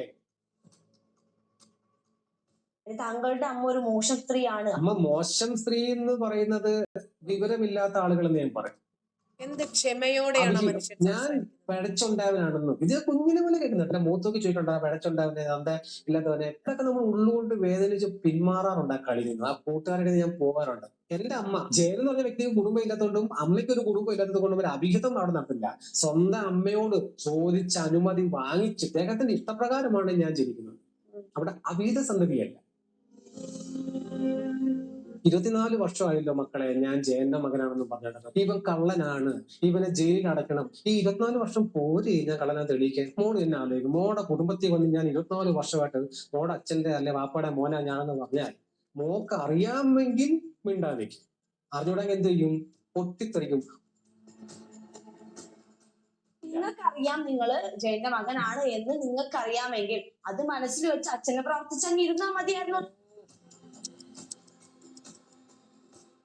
ഇപ്പോഴും നിങ്ങൾ ഞാൻ ജയന്റെ മകനാണെന്ന് പറഞ്ഞ് നടക്കല്ലാതെ. മോളൊരു കാര്യം ചെയ്യും, എനിക്കൊരു തെളിവ് താ, മോളെ തരാൻ ബാധ്യസ്ഥയാണ്.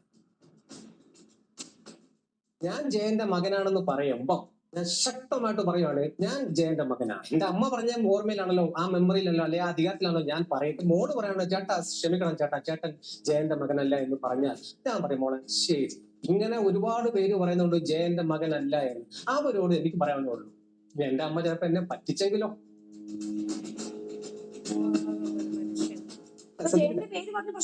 താല്പര്യമുണ്ട്. ഇതൊന്നും ഞാൻ പറയുന്നതല്ല, പറയുന്നത്.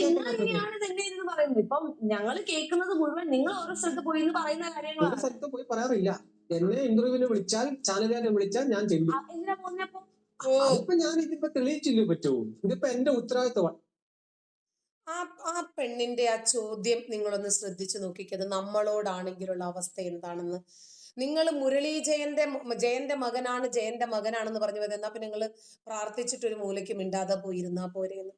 എന്നിട്ടും ആ മനുഷ്യൻ ക്ഷമ കൈവിടാതെ സംയമനത്തോടു കൂടിയാണ് പ്രതികരിക്കുന്നത്. എന്നോട് ആ ഹൈലൈറ്റ് ആയിട്ടുള്ള 1 മിനിറ്റ് ഉള്ള ഒരെണ്ണം എൻ്റെ കയ്യിലുണ്ടായിരുന്നു. അപ്പൊ അയാളോട് നമുക്ക് വിഷമം തോന്നിപ്പോകും ആളിന്റെ സംസാരം കേട്ടാൽ. ഈ ഇന്റർവ്യൂവിന്റെ ഒരു കുഞ്ഞു ഭാഗം തന്നെയാണ്. വളരെ കൃത്യമായിട്ട് അയാൾ പറയുന്നുണ്ട്. ഞാൻ എങ്ങും പോയിരുന്ന് പറയുന്നതല്ല. എന്നെ ആളുകൾ ഇന്റർവ്യൂവിന് വിളിക്കുന്നു. അപ്പൊ എന്തിനാ ഇന്റർവ്യൂവിന് പോകുന്നത് എന്നാണ് ആങ്കർ ചോദിക്കുന്നത്. അവരും ഇയാളെ ഇന്റർവ്യൂവിന് വിളിച്ചാണ് കൊണ്ടുവന്നിരുത്തിയിരിക്കുന്നത്. എന്നിട്ടാണ് അവരും ഇത് തന്നെ പറയിപ്പിക്കുന്നത്. എന്നിട്ട് ചോദിക്കുക നിങ്ങൾ എന്തിനാ ഇന്റർവ്യൂവിന് പോയത് എന്ന്. എന്ത് വിരോധാഭാസമാണെന്ന് നോക്കിക്കേ ഇവർ ഈ കാണിക്കുന്നതും പറയുന്നതും ഒക്കെ. ഇതൊക്കെ കേൾക്കുമ്പോൾ വിഷമം തോന്നും. അതുകൊണ്ടാണ് ഞാൻ അറബി കല്യാണത്തിന്റെ വീഡിയോ കൂടി കാണിച്ചത്. അപ്പോൾ ഓരോരുത്തരും അവനവൻ അനുഭവിക്കുന്ന പ്രതിസന്ധികൾ മനസ്സിലാക്കുമ്പോൾ മാത്രമേ നമുക്കത് മനസ്സിലാകത്തുള്ളൂ. റെനി, ബാബു എന്തോ ഒരു കാര്യം ചോദിച്ചിട്ടുണ്ട്. എന്താണ് ബാബു ചോദിക്കുന്നത്? എൻ്റെ അച്ഛൻ പട്ടാളക്കാരനാണ്. എൻ്റെ അച്ഛൻ പട്ടാളക്കാരനായിരുന്നു, മരിച്ചു. ഇപ്പോൾ രാജ്യസ്നേഹിയായിട്ടുള്ള മുസ്ലിം യുവാക്കളെ പട്ടാളത്തിൽ എടുക്കുന്നില്ല എന്നോ? എന്താ ബാബുവിന്റെ സംശയം? ചോദിക്കേ. നമ്മുടെ അഡ്മിൻ കൂടിയാണല്ലോ, അപ്പോൾ അവരുടെ ചോദ്യത്തിന് മറുപടി പറയാൻ നമ്മൾ ബാധ്യസ്ഥരാണ്. എന്താണ് റെനി ബാബു ചോദിക്കുന്നത്? ഇപ്പൊ എന്തുകൊണ്ടാണ് മുസ്ലിങ്ങളെ പട്ടാളത്തിൽ എടുക്കാത്തതെന്നാണോ? അതോ എൻ്റെ അച്ഛൻ ഒരു തീവ്രവാദിയാണ്, ആ തീവ്രവാദിയെ ആർമിയിൽ എടുത്തു, എന്തുകൊണ്ടാണ് മറ്റ് തീവ്രവാദികളെ എടുക്കാത്തത് എന്നതാണോ? എനിക്ക് മനസ്സിലായില്ല. പറയൂ, എന്താണ് ബാബുവിന്റെ ചോദ്യം എന്താണ് എന്നൊന്ന് വ്യക്തമായിട്ടൊന്ന് ചോദിക്കേ.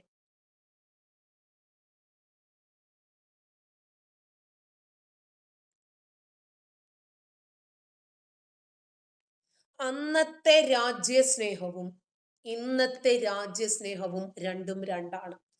നമ്മൾ ഇന്നേ വരെ കേട്ടിട്ടില്ല ഒരു വൈറ്റ് കോളർ ഭീകരതയെ കുറിച്ച്. ഇപ്പോ നമ്മൾ അതും കേൾക്കുന്നു. വൈറ്റ് കോളർ ടെററിസം അല്ലേ? ഇതുവരെ നമ്മൾ കേട്ടിട്ടില്ലല്ലോ. ഇപ്പോ നമ്മളത് കേൾക്കുന്നു. ഇരുമ്പ് നിക്കറിട്ട് പൊട്ടിത്തെറിച്ച ആളുകളെ കുറിച്ച് മുമ്പ് നമ്മൾ കേട്ടിട്ടുണ്ടായിരുന്നില്ല. ഇപ്പൊ നമ്മൾ കേൾക്കുന്നു. റൈറ്റ്? അതെ. ഇസ്ലാമിക് സ്റ്റേറ്റിലേക്ക് പോയ ആളുകളെ കുറിച്ച് മുമ്പ് നമ്മൾ കേട്ടിട്ടില്ല. മുമ്പ് popular front, SDPI, Jamaat-e Islami, SIMI, NDF, PFI ഇവരൊക്കെ കൂടി ഇന്ന് എത്രയോ ശക്തരായിരിക്കും. മുമ്പ് അസ്ത്രം ഗഫൂറന്മാർ പറഞ്ഞിരുന്നതേ ഉള്ളൂ. ഇപ്പോ അവരത് പ്രാവർത്തികമാക്കുന്നു.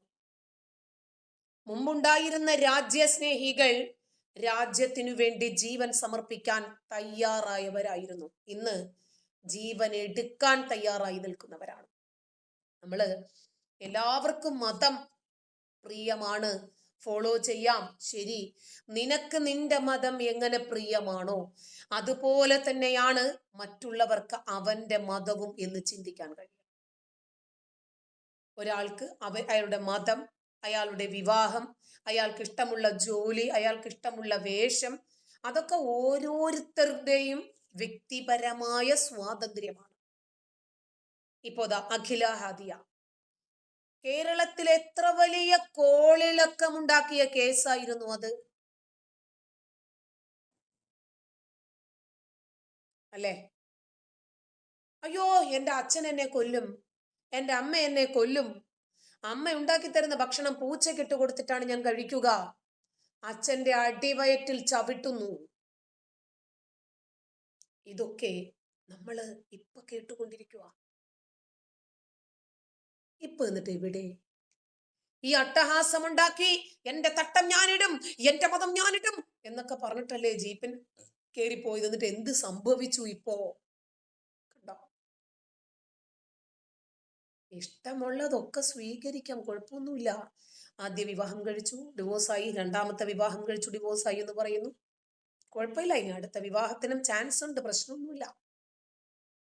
റെഡിമെയ്ഡ് ഭർത്താവിനെ കൊണ്ടുവന്ന് നിർത്തി കഷ്ടപ്പെട്ടു വളർത്തി വലുതാക്കിയ മാതാപിതാക്കളെ സുപ്രീം കോടതിയിലെ പ്രതിക്കൂട്ടിൽ കയറ്റി നിർത്തി വിചാരണ ചെയ്യിച്ച ഒരു മകൾ എങ്ങനെ മാറുമാഖ്യാതി. ഏക മകൾ, ആണായും പെണ്ണായുമുള്ള ഒരേ ഒരു സന്തതി. നമ്മളൊക്കെ മക്കളല്ലേ, നമുക്കൊക്കെ മക്കളില്ലേ? എത്ര പ്രതീക്ഷയോടെയാണ് ഓരോ മാതാപിതാക്കളും മക്കളെ വളർത്തുന്നത്. മാതാപിതാക്കളോട് എത്ര വലിയ സ്നേഹവും കരുണയുമുള്ളവരായിരിക്കണം നമ്മൾ. അവരന്ന് കാണിച്ച കാരുണ്യമാണല്ലോ നമ്മൾ ഇന്നവർക്ക് തിരിച്ചു കൊടുക്കേണ്ടത്. ഞാന് ഒരു അമ്മയായപ്പോഴാണ് എൻ്റെ അമ്മ എനിക്ക് വേണ്ടി അനുഭവിച്ച വേദനകൾ ഞാൻ തിരിച്ചറിഞ്ഞത്. എൻ്റെ 24-ാമത്തെ വയസ്സിലാണ് ഞാൻ അമ്മയാകുന്നത്. ഒരുപാട് മരുന്നുകള്, ടെസ്റ്റുകള്, നോക്കാൻ ആളുകൾ, ആശുപത്രി, കാറ്, എല്ലാ സൗകര്യത്തിൻ്റെയും നെറുകയിലും ഞാൻ അനുഭവിച്ച വേദന. അപ്പൊ മരുന്നും മണ്ണും ഇല്ലാതെ, നോക്കാനും കാണാനും ആളില്ലാതെ, ഒരു വീട്ടിലെ മുഴുവൻ ജോലികളും എനിക്ക് മുകളിലുള്ള 12 പേരെ നോക്കണം, എന്നെയും നോക്കണം. അപ്പോ ആ ഉമ്മ അനുഭവിച്ച വേദനകള് എത്രമാത്രം ഭീകരമായിരുന്നു എന്ന് ഞാൻ അന്ന് ആലോചിക്കും. പട്ടാളക്കാരനായ പാപ്പച്ചി ക്ഷിപ്രകോപിയ, വീട് ചാണകം മെഴുകിയതാ, ഒരു പൊടി പോലും പാടില്ല, കാല് കമിഴ്ത്തി ചവിട്ടിയാൽ ഒരു പൊടി പാടില്ല. ഇത്രയും മക്കളുണ്ട്, ഒരു ശബ്ദകോലാഹലങ്ങൾ പാടില്ല, വയ്ക്കുന്ന ചീപ്പ് അവിടെ ഇരിക്കണം. ഭയങ്കര അങ്ങനത്തെ ഒരു ചിട്ടയാണ്. അപ്പൊ എൻ്റെ ഉമ്മച്ചി എത്രമാത്രം കഷ്ടപ്പെട്ടിട്ടായിരിക്കും ഞങ്ങളെയൊക്കെ വളർത്തിയത് എന്ന് ഞാൻ അന്നാ ചിന്തിക്കുന്നത്. ഞാനൊരു ഉമ്മയായപ്പോ ഉമ്മച്ചി പറയും, നേരം വെളുക്കുവോളം തൊട്ടിലാട്ടി ആട്ടി ആട്ടി നിന്ന് കാലിൽ നീര് വരുമായിരുന്നു. എടുത്തെടുത്തെടുത്തെടുത്ത് കൈ കഴിക്കും. സ്വന്തം കുഞ്ഞുങ്ങളല്ലേ, വേറൊരാളെ ഏൽപ്പിക്കാൻ പറ്റുമോ? തിന്നാനും കുടിക്കാനും ഇല്ലാതെ, മക്കൾക്ക് വയറ് നിറയെ ഭക്ഷണം കൊടുക്കാൻ പോലും ഇല്ലാതെ എത്രയോ ദിവസങ്ങളിൽ എൻ്റെ ഉമ്മച്ചി പട്ടിണിക്ക് കിടന്നിട്ടുണ്ട് ഞങ്ങൾക്ക് ഭക്ഷണം തന്നിട്ട്. അപ്പോൾ ഒരു ഒരമ്മ അനുഭവിക്കുന്ന വേദന എന്താണ് എന്ന് തിരിച്ചറിഞ്ഞത് കൊണ്ടാണ് ഞാൻ ഈ പെൺകുട്ടിയെ കാണാൻ തീരുമാനിച്ചത്. അഖില ഹാദിയയെ കാണാൻ കോട്ടയം വൈക്കത്ത് അവരുടെ വീട്ടിൽ ഞാൻ പോകുന്നത് അങ്ങനെയാണ്. അശോകേട്ടനെ പരിചയമുണ്ടായിരുന്നു. അങ്ങനെ പോയി അമ്മ, അവരുടെ കണ്ണീര് തോരുന്നില്ല. ഞാൻ ഉണ്ടാക്കുന്ന ഭക്ഷണം ആദ്യം പൂച്ചക്കിട്ട് കൊടുത്തിട്ടാണ് എൻ്റെ മകള് കഴിക്കുന്നത് എന്ന് പറയുമ്പോൾ ആ അമ്മയുടെ കണ്ണിൽ ഞാൻ കണ്ണീരല്ല കണ്ടത്, ചോര തിളയ്ക്കുമായിരുന്നു. അത്ര വേദനയാണ് ആ അമ്മയ്ക്ക് ഉണ്ടായിരുന്നത്. ഒരു മകള് ഒരമ്മയ്ക്ക് കൊടുക്കാവുന്ന വേദനയുടെ പരമാവധിയാണ് അത് എന്ന് ഞാൻ തിരിച്ചറിഞ്ഞു അന്ന്. ഓരോരുത്തർക്കും മതം ഇഷ്ടമുള്ളത് ഇത് സോഷ്യൽ മീഡിയയിൽ വരുമ്പോഴാണ് വിമർശനങ്ങളാകുന്നത്. എത്രയോ ആളുകൾ മതം മാറുന്നു. അവരുടെ സ്വകാര്യതകളായി തന്നെ ഇരിക്കുന്നു. അതുകൊണ്ട് ഒരു പ്രോബ്ലവുമില്ല. റെഡിമെയ്ഡ് ആയിട്ട് ഒരു ഭർത്താവിനെ കൊണ്ടുവന്ന് നിർത്തിയത് കൊണ്ട് രണ്ടാമത് കല്യാണം കഴിച്ചു, രണ്ടാമതും ഡിവോഴ്സായി. അതൊക്കെ അവരുടെ സ്വാതന്ത്ര്യമാണ് കേട്ടോ. ഈ കോളിളക്കമുണ്ടാക്കിയ ഒരു വാർത്തയായതുകൊണ്ട് മാത്രമാണ് ഞാൻ ഇതിനെ സംബന്ധിച്ച് പറയാൻ കാരണം. കുറച്ചു നാൾ മുമ്പ് ഈ പെൺകുട്ടി ഒരു ഇന്റർവ്യൂവിൽ പ്രത്യക്ഷപ്പെടുകയാണ്. മുക്കാൽ മീഡിയയുടെ ഇന്റർവ്യൂ ആണ്. ആ ഇന്റർവ്യൂവിനകത്ത് ഇവർ പറയുന്ന പ്രധാനപ്പെട്ട കുറച്ച് ഭാഗങ്ങൾ, ഒരു ഭാഗത്തിന്റെ കുറച്ച് സംഗതികൾ നിങ്ങളൊന്ന് കേട്ടോ. ഒരു ചർച്ചയാവേണ്ട ആവശ്യമില്ലല്ലോ. സമൂഹത്തിൽ എല്ലാവർക്കും സെപ്പറേറ്റ് ആവാനും വീണ്ടും പുനർവിവാഹം നടത്തുവാനും നമ്മുടെ ഭരണഘടന അനുവദിച്ചിട്ടുള്ള ഒരു കാര്യമാണ്. നോർമലായിട്ട് നമ്മുടെ സമൂഹത്തിൽ അത് നോർമലി നടന്നുകൊണ്ടിരിക്കുന്ന ഒരു കാര്യം കൂടിയാണ്. അത് ഞാൻ ചെയ്യുമ്പോൾ മാത്രം ഇതിന് ഇത്രത്തോളം എല്ലാവരും ഇറിറ്റേറ്റഡ് ആകുന്നു എന്നുള്ളതാണ് എനിക്ക് തിരിച്ചു ചോദിക്കാനുള്ളത്. ആദ്യത്തെ കല്യാണം കോളിളക്കമായതുകൊണ്ട് മാതാപിതാക്കളെയും എതിർത്ത് അവന്റെ മതത്തിലേക്ക് പോയി, മതവിശ്വാസിയായി വിവാഹം കഴിച്ചു, ഡിവോഴ്സ് ഒന്നും പുതിയ സംഭവമല്ല. ഞാനും ഡിവോഴ്സ്ഡ് ആയിരുന്നു. ഞാൻ രണ്ടാമത് കല്യാണം കഴിച്ചതാണ്. അതൊക്കെ സർവ്വസാധാരണമാണ്. ഇനിയിപ്പോ രണ്ടാമത്തത് പറ്റില്ലേ, അതും അടുത്തത്. അതിനൊക്കെ സ്വാതന്ത്ര്യമുള്ള ഒരു രാജ്യത്താണ് നമ്മൾ ജീവിക്കുന്നത്. ഒരാളോടൊപ്പം തന്നെ മരണം വരെ മീസാക്കൻ ഖലീല, ബലിഷ്ഠമായ ഒരു കരാറാണ് എന്ന് പറഞ്ഞ് കടിച്ചു തൂങ്ങേണ്ട കാര്യമൊന്നുമില്ല. പറ്റുന്നിടത്തോളം ഓക്കെ. എപ്പോൾ പറ്റില്ല എന്ന് തോന്നുന്നു അവിടെ വെച്ചിട്ട് ഡിസ്കണക്ട് ചെയ്യാനുള്ള സ്വാതന്ത്ര്യമുണ്ട്. ഇത് അങ്ങനെയുള്ള വിഷയമല്ലാത്തത് കൊണ്ടാണ് സമൂഹ മാധ്യമങ്ങളിൽ ഇവർക്കെതിരെ ഒരുപാട് ചോദ്യങ്ങൾ ശരവർഷങ്ങൾ പോലെ വരുന്നത്. എന്റെ പാരന്റ്സിനോടും എനിക്ക് അത് തന്നെയാണ് ചോദിക്കാനുള്ളത്. അത് എന്റെ അവകാശമല്ലേ, ചെറിയ കുട്ടിയല്ല, പ്രായപൂർത്തിയായ ഒരു സ്ത്രീയാണ്. എനിക്ക് എന്റേതായ തീരുമാനങ്ങൾ എടുക്കാനുള്ള പ്രായവും പക്വതയുമായി ഞാൻ മനസ്സിലാക്കിയിട്ടുണ്ട്. അതനുസരിച്ചാണ് ഞാൻ വിവാഹബന്ധം എനിക്ക് പറ്റാത്തതായപ്പോൾ ഞാൻ ഒഴിവാക്കുകയും പിന്നീട് എനിക്ക് പറ്റുന്ന ഒരു വിവാഹബന്ധത്തിലോട്ട് ഞാൻ രണ്ടാമതായി ഇപ്പോൾ വിവാഹം കഴിച്ചിട്ടുള്ളത്. ഡിവോഴ്സായി. ഈ വ്യക്തിയെ കുറിച്ച് ഹാദിക്ക് പൊതുസമൂഹത്തിന് മുന്നിൽ പറയാൻ ആഗ്രഹിക്കുന്നുണ്ട്. അതോ അവരുടെ വ്യക്തി സ്വാതന്ത്ര്യമായിട്ട് കണ്ടിട്ട് ഹാദി അങ്ങനെ നിൽക്കുവാണോ? അതെന്റെ നമുക്കിപ്പോ എല്ലാം നമ്മുടെ എല്ലാവരുടെയും മുമ്പിൽ ഇപ്പൊ വെളിപ്പെടുത്തണം എന്നുള്ളൊരു അത് ഓരോരുത്തരുടെയും വ്യക്തി സ്വാതന്ത്ര്യമായിട്ട് തന്നെ എനിക്ക് കണ്ടിന്യൂ ചെയ്യാനാണ് താല്പര്യം. ഹാദിയ സുരക്ഷിതയാണോ എന്നുള്ളതായിരുന്നു സോഷ്യൽ മീഡിയ പല സമയങ്ങളിലും ചോദിച്ചുകൊണ്ടിരുന്നത്. ഹാദിയ സേഫായി സുരക്ഷിതയായിരിക്കുന്നു? അതെ, ഞാൻ തീർച്ചയായും ഞാൻ സേഫായി സുരക്ഷിതയായിട്ടാണ് ഇരിക്കുന്നത്. അത് ഏറ്റവും നന്നായിട്ട് അറിയാവുന്നത് എന്റെ പേരൻസിനാണ്. പിന്നെ അതുപോലെ തന്നെ നമ്മുടെ ഡിപ്പാർട്ട്മെന്റ് സ്പെഷ്യൽ ബ്രാഞ്ചെല്ലാം എന്നെ ഇവിടെ അശോകേട്ടൻ പറയുന്നത് എന്റെ മോള് വിളിച്ച ഫോണ് പോലും എടുക്കണില്ല, സുരക്ഷിതയാണെന്ന് പേരൻസിന് അറിയാമെന്ന്. ശരി, അവരുടെ കാര്യം പോട്ടെ. ആയിട്ട് വിളിക്കാറുണ്ടായിരുന്നു. അവർക്കൊക്കെ ഈ കാര്യങ്ങളൊക്കെ ഡീറ്റെയിൽ ആയിട്ട് അറിയാവുന്നതാണ്. അതിനെക്കുറിച്ച് ഇനിയിപ്പോ അതിന് എന്താ അവിടെ ക്ലിയർ ആവാനുള്ളത് എന്നുള്ളതാണ് എനിക്ക് സംശയമായിട്ടുള്ളത്. അച്ഛൻ്റെ കാര്യത്തിലേക്ക് വരാം. ഹാദിയ പുതിയ കുടുംബജീവിതത്തിൽ സന്തോഷവതിയാണ്? തീർച്ചയായും. അപ്പോ ഈ അച്ഛൻ അശോകൻ ഒരു ഹേബിയസ് കോർപ്പസ് ഹർജി ഹൈക്കോടതി നൽകിയിട്ടുണ്ടെന്ന് കേൾക്കുന്നു. നമുക്ക് അത് കൃത്യമായിട്ട് അറിയില്ല. ആ ഹേബിയസ് കോർപ്പസ് ഹർജിയിൽ പറയുന്നത് ഹാദിയ എവിടെയുണ്ട് എന്നറിയില്ല എന്നുള്ളതാണ്. ആ പറയുന്നതിനകത്ത് എന്തെങ്കിലും വസ്തുതയുണ്ടോ? തീർച്ചയായും ആ പറയുന്നതിൽ ഒരു വസ്തുതയില്ല. അച്ഛൻ എന്നോട് പ്രാവശ്യം വിളിച്ചിട്ട് ഇങ്ങോട്ട് ചോദിക്കുകയാണ് ചെയ്തത്, നിന്റെ കല്യാണം കഴിഞ്ഞു അല്ലെ, നീ തിരുവനന്തപുരത്താണ് ഉള്ളത് അല്ലെ എന്ന് ചോദിക്കുകയാണ് ചെയ്തത്. പിന്നെ ഞാൻ കാര്യങ്ങളൊക്കെ ഡീറ്റെയിൽസ് ആയിട്ട് കാര്യങ്ങളൊക്കെ പറഞ്ഞു. പിന്നെ എന്റെ ഹസ്ബൻഡിന്റെ ഉമ്മയും അവരോട് സംസാരിച്ചിട്ടുണ്ട്. ആദ്യം പുനർവിവാഹം ചെയ്ത കാര്യം അച്ഛനും അമ്മയ്ക്കും അറിയാം? അറിയാം. അവരോട് കാര്യങ്ങളൊക്കെ ഡീറ്റെയിൽ ആയിട്ട് പറഞ്ഞിട്ടുണ്ട് കാര്യങ്ങളൊക്കെ. ഈ പുനർവിവാഹത്തെ കുറിച്ച് അച്ഛൻ അറിയാം. അച്ഛൻ ആദ്യം അച്ഛനുമായിട്ട് സംസാരിച്ചിട്ടുണ്ട്, ഭർത്താവിന്റെ കുടുംബാംഗങ്ങളും അച്ഛനുമായിട്ട് സംസാരിച്ചിട്ടുണ്ട്. എന്നിട്ടും ഹേബിയസ് കോർപ്പസ് ഹർജിയിൽ പറയുന്നത് ഹാദിയ എവിടെ ഉണ്ട് എന്ന് അറിയില്ലെന്നാണ്. എന്തുകൊണ്ടായിരിക്കും അച്ഛൻ അങ്ങനെ പറയുന്നത്? അച്ഛൻ എന്തുകൊണ്ടാണ് അങ്ങനെ പറയുന്നത് അച്ഛനോട് തന്നെ ചോദിക്കേണ്ടിയിരിക്കുന്നു. എങ്കിൽ പോലും നമ്മുടെ ഇന്നത്തെ ഈ ഒരു സാഹചര്യത്തിൽ നമുക്കറിയാലോ, എല്ലാവരും സത്യസന്ധമായിട്ട് നിൽക്കുന്ന ഒരു സാഹചര്യം അല്ലല്ലോ. അപ്പോ ഒരുപാട് പേര് പറയാറുണ്ട് പാരന്റ്സിന്റെ ഫീലിങ്ങിനെ ഒരുപാട് പറയട്ടെ. ഞാനും അങ്ങനെ തന്നെ പാരന്റ്സിന്റെ ഫീലിങ്സിന് ഒരുപാട് ഇമ്പോർട്ടൻസ് കൊടുക്കണമെന്ന് വിശ്വസിക്കുന്ന ഒരു വ്യക്തിയാണ്. അത് എന്റെ മതത്തിന് അത് നിർബന്ധമായിട്ടുള്ള ഒരു കാര്യമാണ്. അതുപോലെ ഞാൻ മുസ്ലിമാണ്. ഞാൻ മുസ്ലിം ആവാനായിട്ടാണ് ഞാൻ ഇത്ര വർഷമായിട്ട് നിന്നിട്ടുള്ളത്. ശരി, നമുക്കിതൊന്നും പറയാനില്ല. അവരായി അവരുടെ പാടായി.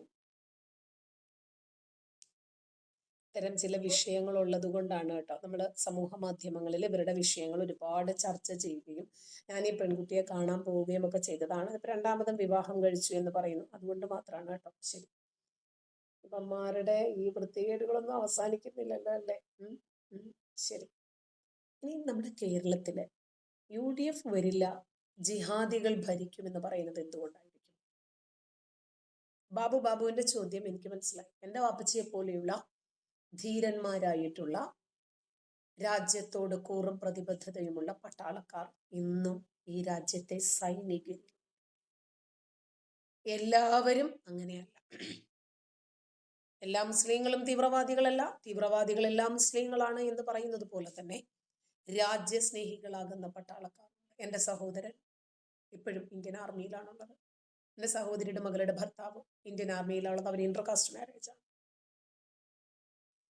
ഓക്കെ, അപ്പോ മുസ്ലിങ്ങൾക്കു വേണ്ടി ഭരണം പിടിക്കാൻ കാത്തിരിക്കുന്നവർ എത്രമാത്രം മത തീവ്രവാദം നമ്മുടെ നാടിനെ അടിമപ്പെടുത്തിയിരിക്കുന്നു, ഹൈജാക്ക് ചെയ്തിരിക്കുന്നു എന്നൊന്ന് ആലോചിച്ച് നോക്കിക്കോ. ഞാൻ ഒരു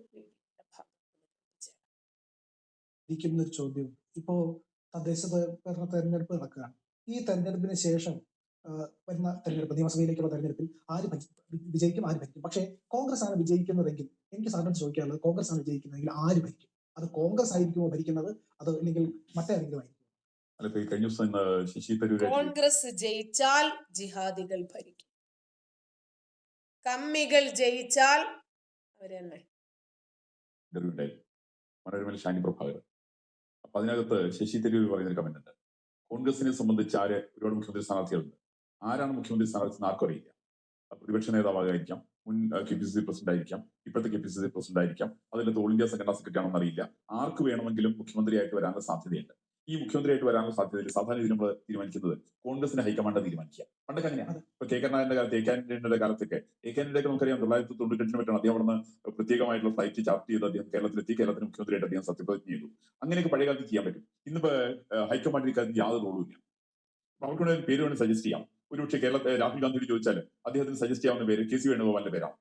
അപ്പൊ കെ സി വേണുഗോപാലിന്റെ സ്ഥാനാർത്ഥിയാണ്, അല്ലെങ്കിൽ പ്രതിപക്ഷ നേതാവ് മറ്റു സ്ഥാനാർത്ഥിയാണ്. KPCC പ്രസിഡന്റ് വേണമെങ്കിൽ സ്ഥാനാർത്ഥിയാകാം. അതേപോലെ തന്നെ ശശി തരൂരിന് വേണമെങ്കിൽ സ്ഥാനാർത്ഥിയാകാം. രമേശ് ചെന്നിത്തലയ്ക്ക് വേണമെങ്കിൽ സ്ഥാനാർത്ഥിയാവാം. ഇവർക്കൊക്കെ സ്ഥാനാർത്ഥിയാവാം. പക്ഷേ ഇവർക്ക് എല്ലാവർക്കും തിരിച്ചറിവുള്ള ഒരു വസ്തു എന്താണെങ്കിൽ ഇത് തീരുമാനിക്കുന്നതിൽ ഹൈക്കമാൻഡിൽ പങ്കില്ല. പണ്ട് ഹൈക്കമാൻഡ് തീരുമാനിച്ചിരുന്നത്, ഇന്ന് തീരുമാനിക്കുന്ന ഹൈക്കമാൻഡല്ല. നിങ്ങൾ ഉറപ്പിച്ചു തീരുമാനിച്ചോളൂ. ഈ പറയുന്ന ആളുകളൊക്കെ അടുത്ത ദിവസങ്ങളിൽ ഈ ലോക്കൽ ബോഡി ഇലക്ഷൻ കഴിഞ്ഞാൽ ഇവരൊക്കെ പണക്കടയ്ക്കും. അവിടെ ചെന്ന് തങ്ങളുടെ ആശീർവാദം മേടിക്കുന്നു. അവിടെ ചെന്ന് ബിരിയാണിയും കഴിച്ചിട്ട് തങ്ങളുടെ കയ്യിൽ നിന്ന് ആശീർവാദത്തിനുണ്ട് അദ്ദേഹത്തിന്റെ കയ്യും മുത്തിക്കൊണ്ട് നിൽക്കുന്ന കേരളത്തിലെ കോൺഗ്രസിന്റെ നേതാക്കന്മാരെ നമുക്ക് കാണാൻ സാധിക്കും. കാരണം കേരളത്തിലെ കോൺഗ്രസിന്റെ മുഖ്യമന്ത്രി, കോൺഗ്രസിന് അധികാരം കിട്ടിയാൽ, അധികാരം കിട്ടുന്ന നിർബന്ധമൊന്നുമില്ല കേട്ടോ, അങ്ങനെ അധികാരം കിട്ടിയാൽ ആരാണ് മുഖ്യമന്ത്രി ആകേണ്ടതെന്ന് തീരുമാനിക്കുന്നത് മുസ്ലിം ലീഗാണ് തീരുമാനിക്കേണ്ടത്. മുസ്ലിം ലീഗിന്റെ പാണക്കാട് നിങ്ങൾ തീരുമാനിക്കുന്ന ആൾ മുഖ്യമന്ത്രിയാവും കേരളത്തിൽ. ഒരു റോൾ ഇക്കാര്യത്തിൽ കേരളത്തിൽ കോൺഗ്രസിനെ സംബന്ധിച്ചില്ല. അപ്പൊ നമുക്ക് ചിലപ്പോൾ തോന്നുന്നു മുസ്ലിം ലീഗിന്റെ ആളെ ആക്കാമെന്നോ. അങ്ങനെ ആക്കാൻ നിർബന്ധമില്ല. അതിന് ചരിത്രമുണ്ട്. പഴയ കാലത്ത് കെ കരുണാകരനെ കേരളത്തിന്റെ മുഖ്യമന്ത്രിയാക്കുന്നതിൽ വലിയ പങ്ക് വഹിച്ചത് ഇവിടെ തൃശ്ശൂർ ആർച്ച് ബിഷപ്പായിട്ടുള്ള ഇയാൾ ബിഷപ്പായിട്ട് കുണ്ടുകുളമാണ്.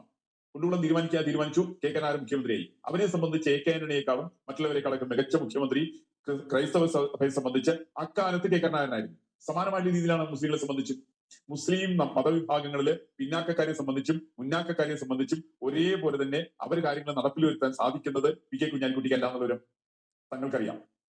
മറിച്ച് പി കെ കുഞ്ഞാലിക്കുട്ടിയേക്കാളും ഏറ്റവും സേഫ് ആയിട്ടുള്ള ഭാഗം അവരെ സംബന്ധിച്ച് വരുന്നത് ഏതെങ്കിലും കോൺഗ്രസിന്റെ നേതാവിനെ പിടിച്ച് ഇപ്പൊ നിങ്ങൾ ആലോചിച്ച് നോക്ക്. അടുത്ത കാലത്ത് കോൺഗ്രസിലേക്ക് ചില ആളുകൾ കാലുമാറി ചെന്നിട്ടുണ്ട്. ഈ കാലുമാറി ചെന്നവർക്ക് അവിടെ ആദ്യം പോയത് എവിടെയാണ്? അവരാരും ഇന്ത്യാഭവനിൽ പോയിട്ടില്ലല്ലോ. അവർ തിരുവനന്തപുരത്തേക്ക് പോയില്ല. അവർ നേരെ പോയത് പാണക്കാടേക്കാണ് പോയത്. പാണക്കാട് ചെന്നിട്ട് മറ്റേ പാണക്കാട് തങ്ങളുടെ മുമ്പില് സാഷ്ടാംഗം നമസ്കരിച്ച് അവിടെ നിന്ന് കൊടുത്തിട്ടുള്ള ബിരിയാണി എടുത്ത് അടിച്ച് ചിക്കൻ ബിരിയാണി കഴിച്ചിട്ടുള്ള അമൃതയത്തും കഴിച്ചിട്ടുള്ള വന്നിട്ടുള്ള ആളുകളാണ് പിൽക്കാലത്ത് കോൺഗ്രസിന്റെ കളർ വസ്ത്രം ധരിച്ചിട്ടുള്ള പലരും. ഇപ്പൊ ഇത് കേരളത്തിൽ വ്യാപകമാണ്. കേരളത്തിൽ കോൺഗ്രസ് പ്രസ്ഥാനത്തിനിടയ്ക്ക് പഴയ കാലത്ത് കോൺഗ്രസിന്റെ സ്വാധീനം ഉണ്ടായിരുന്നത് ക്രൈസ്തവ സമൂഹത്തിന്റെ താല്പര്യങ്ങളാണ്. ബിഷപ്പ്മാർക്കാണ് താല്പര്യം ഉണ്ടായിരുന്നത്. ഒരു സമയത്ത് ഹൈന്ദവ നേതൃത്വത്തിന് താല്പര്യം ഉണ്ടായിരുന്നു, സ്വാധീനം ഉണ്ടായിരുന്നു. NSSന് അപ്പൊ നമുക്കറിയാം NSSന്റെ സമീപനം മാറി. NSS സമീപനം മാറ്റാനുള്ള പ്രധാനപ്പെട്ട കാരണം കോൺഗ്രസിൽ നിന്ന് NSSന് ഒരു നേട്ടം ഉണ്ടാകാൻ വേണ്ടി പോണില്ല. ഒരു നേട്ടം ഉണ്ടാവില്ല. അത് സുകുമാരൻ നായർക്ക് നല്ല നിശ്ചയമുണ്ട്. ആ നിശ്ചയമുള്ളതിന്റെ പേരിലാണ് സുകുമാരൻ നായർ ഇപ്പൊ കയ്യാലപ്പുറത്ത് കയറിയിരിക്കുക. അപ്പൊ കോൺഗ്രസ് നിന്ന് വിടുകയും ചെയ്തു, അടുത്ത സ്ഥലം തേടി പിടിച്ചിട്ടില്ല. ഏതാണെങ്കിലും അദ്ദേഹത്തെ സംബന്ധിച്ച് ഒരു സ്ഥലം അദ്ദേഹം തേടി പിടിക്കാൻ സാധ്യതയുണ്ട്. അപ്പൊ അങ്ങനെ കോൺഗ്രസിനെ സംബന്ധിച്ച് കോൺഗ്രസിന്റെ വളരെ വർഷങ്ങളായിട്ട് കോൺഗ്രസിന്റെ പിന്നിൽ അണിനിരന്നിരുന്ന ജനവിഭാഗങ്ങള് ഓരോന്നായിട്ട് കോൺഗ്രസിൽ നിന്ന് വിട്ടുകൊണ്ടിരിക്കുകയാണ്. ക്രൈസ്തവ സമൂഹം പൂർണ്ണമായിട്ട് ഏകദേശം വിട്ടുകഴിഞ്ഞു എന്ന് വേണമെങ്കിൽ പറയാം. അവർ വിട്ടുകൊണ്ടിരിക്കുകയാണ്. കാരണം അവർക്ക് നിലനിൽപ്പില്ല. മുൻപ് സംഭവത്തിലടക്കം കോൺഗ്രസിന്റെ നിലപാട് ക്രൈസ്തവ സമൂഹത്തിന് കൂടെ ആയിരുന്നില്ല. ഇവിടെ പള്ളിത്തിൽ ഹിജാബ് ശരിയാ. രാഹുൽ ഗാന്ധിക്ക് ഇനിയും ഇറ്റലിയുടെ പ്രധാനമന്ത്രിയാകാൻ കഴിഞ്ഞാലും ഇന്ത്യയുടെ പ്രധാനമന്ത്രിയാകാൻ സംഭവത്തില് ക്രൈസ്തവ സഭയുടെ കൂടെയായിരുന്നില്ല. ക്രൈസ്തവ സഭയ്ക്ക് എതിരായിക്കൊണ്ട് ഇസ്ലാമിക തീവ്രവാദികൾക്ക് അനുകൂലമായിട്ട് നിലപാടുകളാണ് കേരളത്തിൽ കോൺഗ്രസ് നേതൃത്വം സ്വീകരിച്ചത്. ഇതിന്റെയൊക്കെ പിന്നിലുള്ള വളരെയധികം വേദനയും ദുഃഖവും സങ്കടമൊക്കെ കേരളത്തിലെ ക്രൈസ്തവ സഭകൾക്കുണ്ട്. പക്ഷേ എനിക്കൊരു സംശയം എന്ന് വെച്ചാൽ കോൺഗ്രസ് അധികാരത്തിൽ വന്നു, മുസ്ലിം ലീഗ് തീരുമാനിച്ചു, അല്ലെങ്കിൽ പാണക്കാട് തീരുമാനിച്ചു ആരാവണം മുഖ്യമന്ത്രി എന്ന്. എങ്കിലും ഇത് ലീഗിന്റെ കയ്യിൽ പോകുന്നു. അത് വേണം നിർബന്ധമില്ല. ഇപ്പൊ മുസ്ലിം ലീഗ് പഴയ കൂട്ട് കേരളത്തിലെ മുസ്ലിങ്ങൾ വിചാരിക്കുന്നത് ലീഗിന്റെ കയ്യിൽ ഭരണം വേണം, നമുക്ക് നിർബന്ധമൊന്നുമില്ല. ലീഗിന് ഭരിക്കാൻ സാധിക്കുന്ന ആളുകൾ ഭരണം നടത്തിച്ചാൽ മതി. അവരിപ്പോ ഈ പഴയ കാലത്ത് അതുകൊണ്ടാണല്ലോ ഇവര് പറയുന്നത് ഞങ്ങൾ കഴിഞ്ഞുപോയ 9.5 കൊല്ലത്തെ ആനുകൂല്യങ്ങൾ തിരിച്ചു പിടിക്കാൻ ഞങ്ങൾ ഭരണം തിരിച്ചു പിടിക്കുക തന്നെ ചെയ്യും എന്ന് പറഞ്ഞത് വെറുതെയല്ല. ഇത് തന്നെയാണ് ലക്ഷ്യം. നമ്മുടെ കേരളത്തിലെ വലിയൊരു വിഭാഗം ആളുകൾക്ക് ശരിക്ക് ബോധ്യം വന്നിട്ടുണ്ട്. രാഷ്ട്രം എന്താണ്, രാഷ്ട്രീയം എന്താണ്. ഇപ്പോ ജിഹാദി ടീമിന്റെ കള്ളത്തരങ്ങളും പൊള്ളത്തരങ്ങളും തീവ്രവാദ പ്രവർത്തനങ്ങളും രാജ്യവിരുദ്ധതകളുമൊക്കെ സ്വന്തം സേഫ്റ്റിക്കു വേണ്ടിയാണോ, പോക്കറ്റ് വീർപ്പിക്കുന്നതിനു വേണ്ടിയാണോ, അതോ നരേന്ദ്രമോദിയെ താഴെ ഇറക്കുക എന്ന ലക്ഷ്യത്തിനു വേണ്ടിയാണോ, എന്തായിരുന്നാലും ഇന്ന് മുസ്ലിം യുവതയ്ക്ക് നമ്മൾ അവരെയാണല്ലോ പ്രതീക്ഷിക്കുന്നത്. അവർക്ക് കാര്യം മനസ്സിലായിട്ട് അതുകൊണ്ടാണ് അവർ ശക്തമായിട്ട് ഏത് രൂപത്തിലുള്ള രാഷ്ട്രീയമാണ് നമുക്ക് വേണ്ടത്. ഇപ്പോ നരേന്ദ്രമോദിയെ മുസ്ലിങ്ങൾ എല്ലാവരും എതിർക്കണം എന്ന് നിർബന്ധമുണ്ടോ? ഉള്ളവരുണ്ട്. എല്ലാവരുമല്ല, ഉള്ളവരുണ്ട്. ഇനിയും യുക്തിവാദികളാണെങ്കിൽ, മതം ഉപേക്ഷിച്ചവരാണെങ്കിൽ കമ്മി തന്നെയാകണം എന്ന് നിർബന്ധമുണ്ടോ? ഉള്ളവരുണ്ട്, എല്ലാവരുമല്ല. മതം വിട്ടാൽ ചെന്ന് നിൽക്കേണ്ടത് കമ്മികളുടെ ആലയത്തിലാണെന്നും അവിടെ നിന്നാണ് യുക്തിവാദിയുടെ പാറ്റന്റ് അടിച്ചു തരേണ്ടത് എന്ന് വിശ്വസിക്കുന്ന ആളുകളുണ്ട്. അവർക്ക് വശംവദരാകാത്തത് കൊണ്ടാണ് വിമർശനങ്ങൾ കൂടിയ തോതിൽ നേരിടേണ്ടി വരുന്നത്. ഒരു മുസ്ലിം എം പി നമ്മൾ അയച്ചിട്ടില്ല ഇതുവരെ. മുസ്ലിം എം പി കോൺഗ്രസ് പോയി കാണും. കേന്ദ്രത്തിൽ മുസ്ലിം മന്ത്രിമാർ ഇല്ലാത്തത് മുസ്ലിങ്ങൾ BJPക്ക് വോട്ട് ചെയ്യാത്തത് കൊണ്ടാണ് എന്നാണ്. എന്തുകൊണ്ടായിരിക്കാം മുസ്ലിങ്ങൾ ഇപ്പൊ കഴിഞ്ഞ ദിവസമാണ് ഒരു പാകിസ്ഥാൻ മൗലവി പറഞ്ഞത്, പിന്നെ ഇന്ത്യയുടെ കേന്ദ്ര ഭരണ സ്ഥാനങ്ങളിലൊന്നും എന്തുകൊണ്ടാണ് മുസ്ലിം മന്ത്രിമാരില്ലാത്തത്? ഇത് തന്നെ കേരളത്തിൽ പലരും ചോദിച്ചിട്ടുണ്ട്. ഇന്ത്യയിലെ പല സംസ്ഥാനങ്ങളിലെയും ഒവൈസിയെ പോലെയുള്ള ഒരുപാട് മുഖ്യമന്ത്രിമാരും മറ്റുമൊക്കെ ഉന്നത നേതാക്കളും ഒക്കെ ചോദിച്ചിട്ടുണ്ട്. അതിനുള്ള ഉത്തരം കേട്ടോ. BJPയോട് ഇങ്ങനെ മുഖം തിരിഞ്ഞ് നിൽക്കുന്നത്, ആ മുഖം തിരിഞ്ഞ് നിൽക്കുന്ന പ്രവണത മാറ്റാൻ വേണ്ടി എന്തൊക്കെ കാര്യങ്ങളാണ് ചെയ്യേണ്ടത്? അതിനുള്ള പരിഹാരം എന്താണ്? ഈ ഒരു വിഷയവുമായി ബന്ധപ്പെട്ട് ഇപ്പോൾ മറുനാടിനോട് പ്രതികരിക്കുകയാണ് BJPയുടെ സംസ്ഥാന വൈസ് പ്രസിഡന്റും കാലിക്കറ്റ് യൂണിവേഴ്സിറ്റിയുടെ മുൻ VCയുമായ ഡോക്ടർ ശ്രീ അബ്ദുൽ സലാം. സർ, കഴിഞ്ഞ ദിവസം BJPയുടെ സംസ്ഥാന അധ്യക്ഷൻ ഒരു പരാമർശം നടത്തുകയാണ്. അബ്ദുൽ സലാം സർ എന്റെയും നല്ലൊരു സുഹൃത്താണ് കേട്ടോ. കേന്ദ്രത്തിൽ BJPക്ക് മുസ്ലിം മന്ത്രിമാർ ഇല്ലാത്തത് BJPക്ക് മുസ്ലിങ്ങൾ വോട്ട് ചെയ്യാത്തത് കൊണ്ടാണ് എന്നാണ്. എന്തുകൊണ്ടായിരിക്കാം അത്തരത്തിൽ വോട്ട് ചെയ്യാത്തത്? അങ്ങനെ ചെയ്യാത്തത് കൊണ്ടാണ് മന്ത്രിമാർ ഉണ്ടാകാത്തത് എന്നാണ് പറയുന്നത്. ഇതിനെന്താണ് പരിഹാരവും? ഞാനത് വായിച്ചായിരുന്നു. അദ്ദേഹം പറഞ്ഞത് പെർഫെക്റ്റ് ആൻസർ അല്ലേ. അതായത് കേന്ദ്ര ഗവൺമെന്റിലായാലും സ്റ്റേറ്റ് ഗവൺമെന്റിലായാലും കേന്ദ്രത്തില് ഒരു മിനിസ്റ്റർ വരണമെങ്കിൽ ആദ്യം അതിന് മുമ്പ് ഒരു പ്രീ റിക്വസിറ്റ് ഉണ്ട്. What is A pre requisite? നിങ്ങളൊരു MP ഉണ്ടായിരുന്നു. MPക്ക് മിനിസ്റ്റർ ആകാൻ പറ്റത്തുള്ളൂ. നമ്മുടെ കേരളത്തിൽ നിന്ന് ഒരു മുസ്ലിം MP നമ്മൾ അയച്ചിട്ടില്ല ഇതേവരെ. മുസ്ലിം MP കോൺഗ്രസ് പോയി കാണും. BJP ഗവൺമെന്റ് ഉള്ളപ്പോൾ ഒരു മുസ്ലിം MP ഇല്ലാതെ ഇങ്ങനെ ഒരു മുസ്ലിം മിനിസ്റ്റർ ഉണ്ടാകും. അദ്ദേഹം പറയുന്നത് 100% ശരിയാണ്. അതായത് മുസ്ലിം MP സൃഷ്ടിക്കുന്നതിന് ശ്രമിക്കാതെ അവർ പറയുന്നു എവിടെ മുസ്ലിം മിനിസ്റ്റർ എന്ന് ചോദിക്കുന്ന അർത്ഥമില്ല. അതേ ഉദിക്കുന്നില്ല. അതിന് ഒരു സൊല്യൂഷൻ എന്തുകൊണ്ട് അങ്ങനെ സംഭവിക്കുന്നു? ഞാൻ പലപ്പോഴും പറയാറുള്ളത്, നമ്മളിവിടെ കേരളത്തിൽ കഴിഞ്ഞ ഒരു ഇതിൽ ഞാൻ പറഞ്ഞിരുന്നു, കേരളത്തില് 95 ലക്ഷം മുസ്ലിങ്ങളുള്ള കാര്യം ഞാൻ പറഞ്ഞിട്ടുണ്ട്, 65 ലക്ഷം ക്രിസ്ത്യാനിയുള്ള കാര്യം. ഇവര് കാണിക്കുന്ന ഒരു മോഡലുണ്ട്, Christian model of political associations and political management. ഒരു Christian model. I was just doing some research ആണ്. അതിൽ അവർ പറഞ്ഞത് കേരള മുസ്ലിംസിന് ഒരു ഓപ്ഷനേ ഉള്ളൂ, adopting a Christian model of politics. എന്താണ് ക്രിസ്ത്യൻ മോഡൽ ഓഫ് പൊളിറ്റിക്സ്? അവര് നമ്മുടെ മുസ്ലിംസ് കണ്ണുടച്ച് BJPയെ എന്ത് നല്ലത് ചെയ്താലും എതിർക്കുന്ന പക്ഷത്തേക്കാണ്. സ്ഥായിയായി UDFനോട് LDFനോട് നിൽക്കുക. അതായത് ഇവർക്ക് അന്ധമായിട്ടൊരു മോദി ഫോബിയ, BJP ഫോബിയ. എവിടെ എന്തു പറഞ്ഞിരുന്നാലും ശരി, സംഖ്യകളെ കുറച്ച് അറഞ്ചം പുറഞ്ചം തെറി പറഞ്ഞു കഴിഞ്ഞാൽ സന്തുഷ്ടരാകുന്ന ഒരു വിഭാഗം ആളുകളുണ്ട്. ഇനി ഒരു മുസ്ലിം എന്തു പറഞ്ഞാലും ശരി അത് വൈറലാക്കണം. ഇപ്പൊ കണ്ടില്ലേ, 13 വയസ്സുകാരനായ ഒരു കുട്ടിയെ മുൻനിർത്തി ഇവര് കളിക്കുന്നത്. ആ കുട്ടി എന്ത് പൊട്ടത്തരം പറഞ്ഞിരുന്നാലും ശരി അതിനകത്ത് എന്തോ വലിയ ഒരു കാര്യമുണ്ട് എന്ന് പറയും. അതേപോലും ഇവരിഷ്ടപ്പെടാത്ത, ഇവരുടെ മതത്തിലോ ഇവരുടെ ആശയത്തിലോ ആദർശത്തിലോ നിൽക്കാത്ത ഒരാൾ എന്ന് പറഞ്ഞാൽ ഇവരുടെ വിമർശനങ്ങളും ഇതുപോലെ തന്നെ ആയിരിക്കും. ഒരു ഹേബലിന്റെ ഒരു ചെറിയ ഈ പയ്യനുണ്ടല്ലോ, ഇവൻ നിസാരക്കാരനല്ല, സയൻസ് അരച്ച് കലക്കി കുടിച്ച ഒരു പയ്യനാണ്. ഇപ്പോഴത്തെ പിള്ളേരെല്ലാം ഇവനെ കണ്ടു പഠിക്കണം. കുറെ പിള്ളേരൊക്കെ ഉണ്ടല്ലോ മതത്തിന്റെയും ദൈവത്തിന്റെയും ഒക്കെ പുറകെ നടക്കുന്നത്, അവരൊക്കെ ഇവനെ കണ്ടുപിടിക്കണം. സയൻസ് അരച്ച് കലക്കി കുടിച്ചിരിക്കുക. ഇവൻ വേറെ ഒന്നുമില്ല, ഒരു സിംഹമാണ്, സിംഹം. അപ്പൊ ഇവന്റെ വാക്കുകളിലേക്ക് നമുക്കൊന്ന് കടക്കാം. എന്റെ പേര് സയ്യിദ്, കാസർഗോഡ് ജില്ലയിൽ നിന്നാണ്. ഹാബില് ഫിസിക്സിന്റെ വഴിയിൽ, ഈ വൈറ്റ് ഹോളിന്റെ വഴിയിൽ സഞ്ചരിക്കുമ്പോൾ അള്ളാഹുവിന്റെ കരങ്ങൾ സ്പർശിക്കാൻ സാധിച്ചിട്ടുണ്ടോ? അപ്പൊ ഇതിന്റെ നമ്മുടെ ഈ പ്രപഞ്ചത്തിൽ ഇതിന്റെ പിന്നിൽ ഒരു ശക്തിയുണ്ട് എന്നതിനെ എങ്ങനെ പരിചയപ്പെടുത്തും?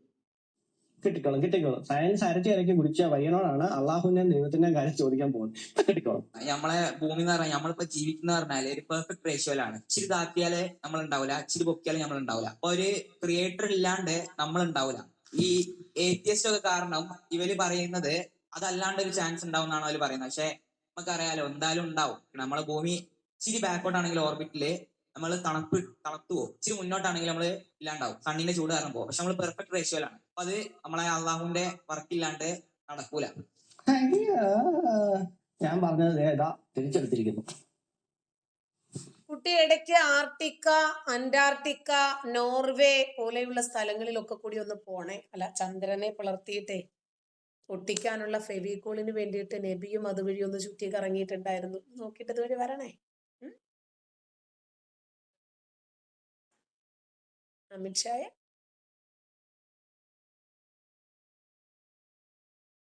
ഉണ്ട് ബാബു, ഉണ്ട്. അമിത്ഷായെ കുറ്റം പറയല്ല അതിന്റെ മോനെ. ചായക്കടക്കാരാ, നീ അങ്ങനെ ചെയ്താടാ, നീ എങ്ങനെ ചെയ്താടാ, പൂരത്തെറിയാ. ഈ മതങ്ങളെ പറ്റി പറയുമ്പോ ആൾക്കാർ ആക്രമിക്കുന്ന പേടിയുണ്ട്. എനിക്കോ മതങ്ങളെ കുറിച്ച് പറഞ്ഞ ആക്രമിക്കുന്ന സ്ഥലത്താണല്ലോ, രാജ്യത്താണല്ലോ നമ്മളുള്ളത്. അപ്പൊ എനിക്ക് അങ്ങനെയൊക്കെ ചോദിച്ചു കഴിഞ്ഞാൽ ഞാൻ ആർക്കും എഗെയിൻസ്റ്റ് ആയിട്ടൊന്നും പറയുന്നില്ല. ഞാൻ എന്റെ കാര്യമാണ് പറയുന്നത്. എനിക്ക് ഫീൽ ചെയ്തത്, ഞാൻ എക്സ്പീരിയൻസ് ചെയ്തത് ഞാൻ പറയുന്നു. അതിൽ നമ്മൾ പേടിക്കേണ്ട കാര്യമില്ല. ഈ മതങ്ങളെ പറ്റി പറയുമ്പോ ആൾക്കാർ ആക്രമിക്കുന്ന പേടിയുണ്ട്. എനിക്കോ ഏതു മതങ്ങളെ കുറിച്ച് പറഞ്ഞിരുന്നാലും ശരി, നല്ലത് പറയണം. മോശം പറഞ്ഞാൽ വിശ്വസിക്കുന്നവരുടെ മതവികാരം വ്രണപ്പെടും.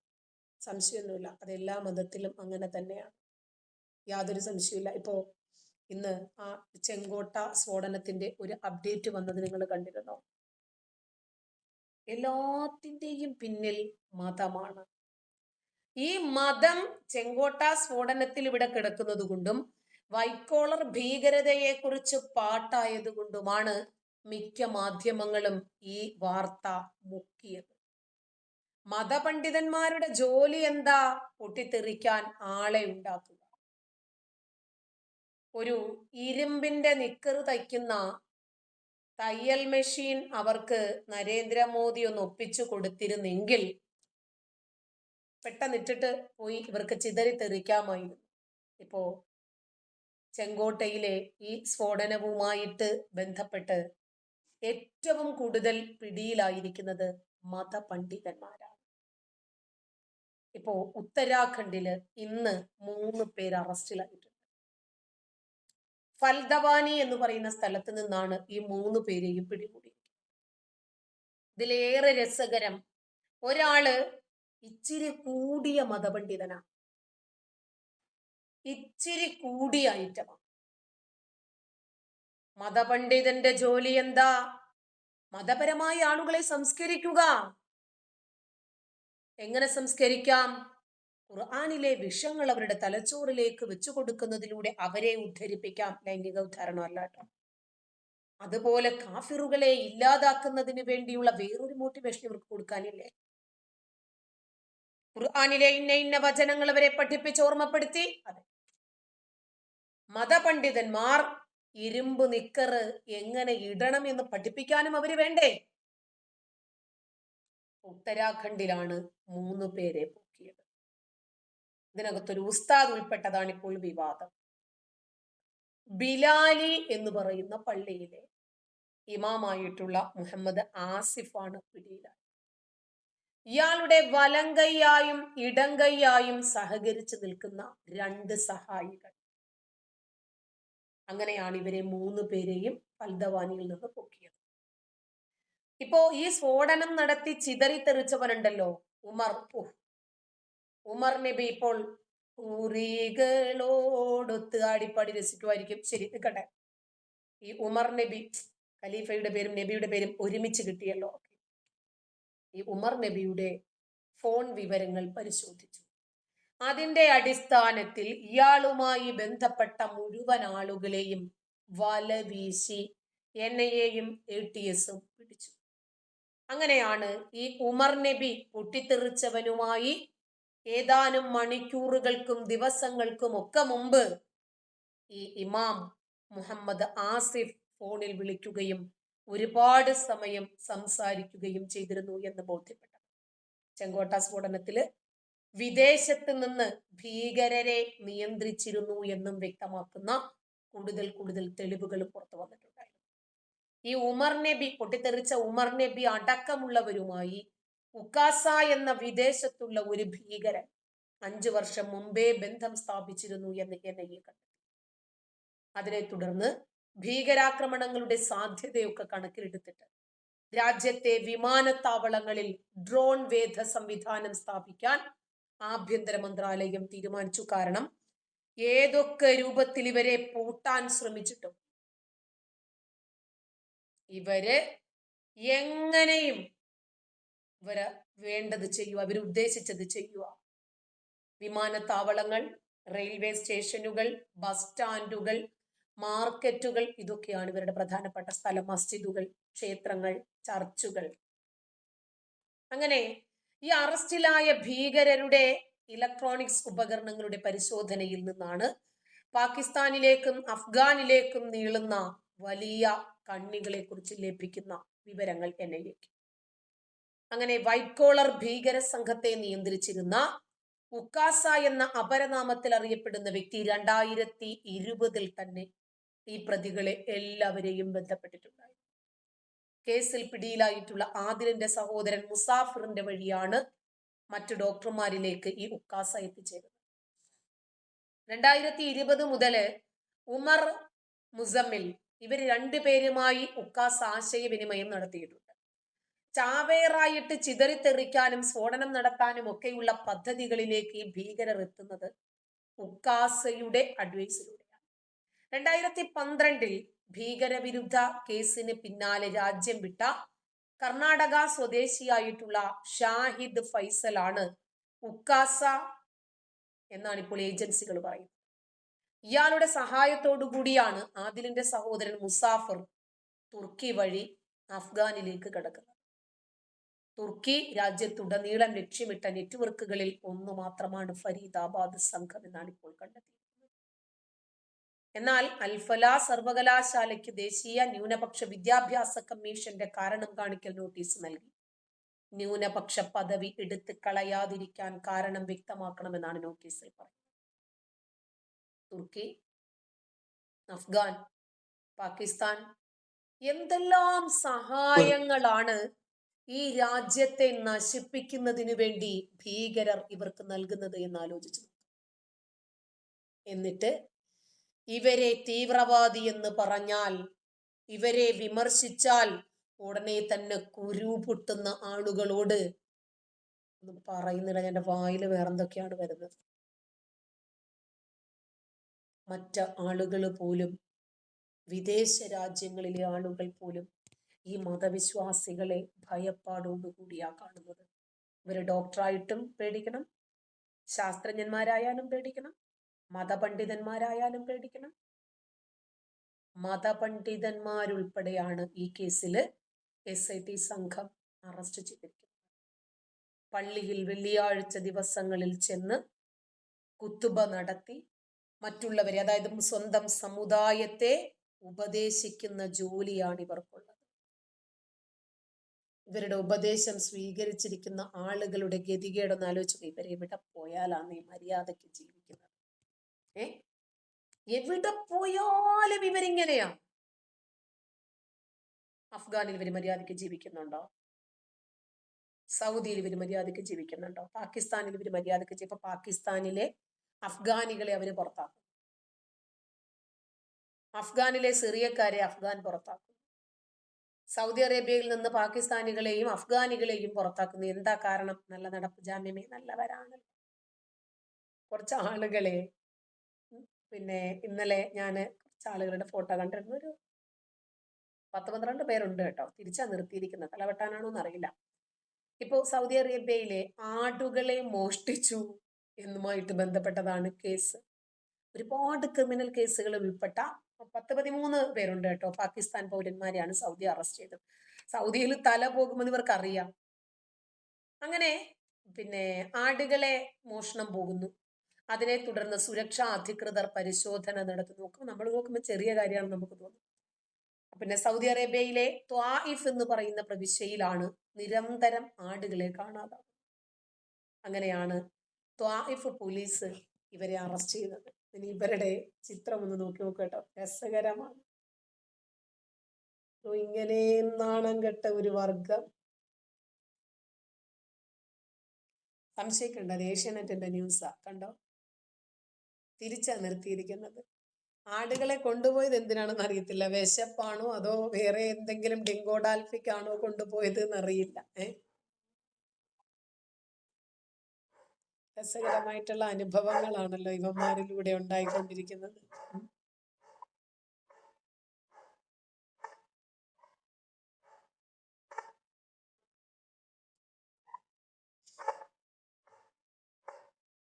അപ്പോൾ നമുക്ക് നാളെ കാണാം. ജാൻസി മാത്യു, ഒരാളെന്തോ ചോദിച്ചിട്ട് ഞാൻ പോകുന്നതിന് മുമ്പ് പറയണം എന്ന് പറഞ്ഞിട്ട് പോകാം. അജിത് ഡോവലിന് സല്യൂട്ട് അടിക്കണം. അജിത് ഡോവൽ, നരേന്ദ്രമോദി, അമിത്ഷാ, യോഗി ആദിത്യനാഥ്, പിന്നെ നമ്മുടെ ജയശങ്കർ, ഇതുപോലെയുള്ള ആളുകളാണ് ഇന്ന് ഈ രാജ്യത്തിന്റെ നട്ടെല്ല് എന്ന് പറയാം. അവർ ഈ രാജ്യത്തിന് വേണ്ടിയിട്ട് സ്വയം അർപ്പിതരാണ്. അതുകൊണ്ടൊക്കെയാണ് തീവ്രവാദങ്ങളെയൊക്കെ പിടിക്കുന്നതും തീവ്രവാദികളെയൊക്കെ അമർച്ച ചെയ്യുന്നതും. ബൈ.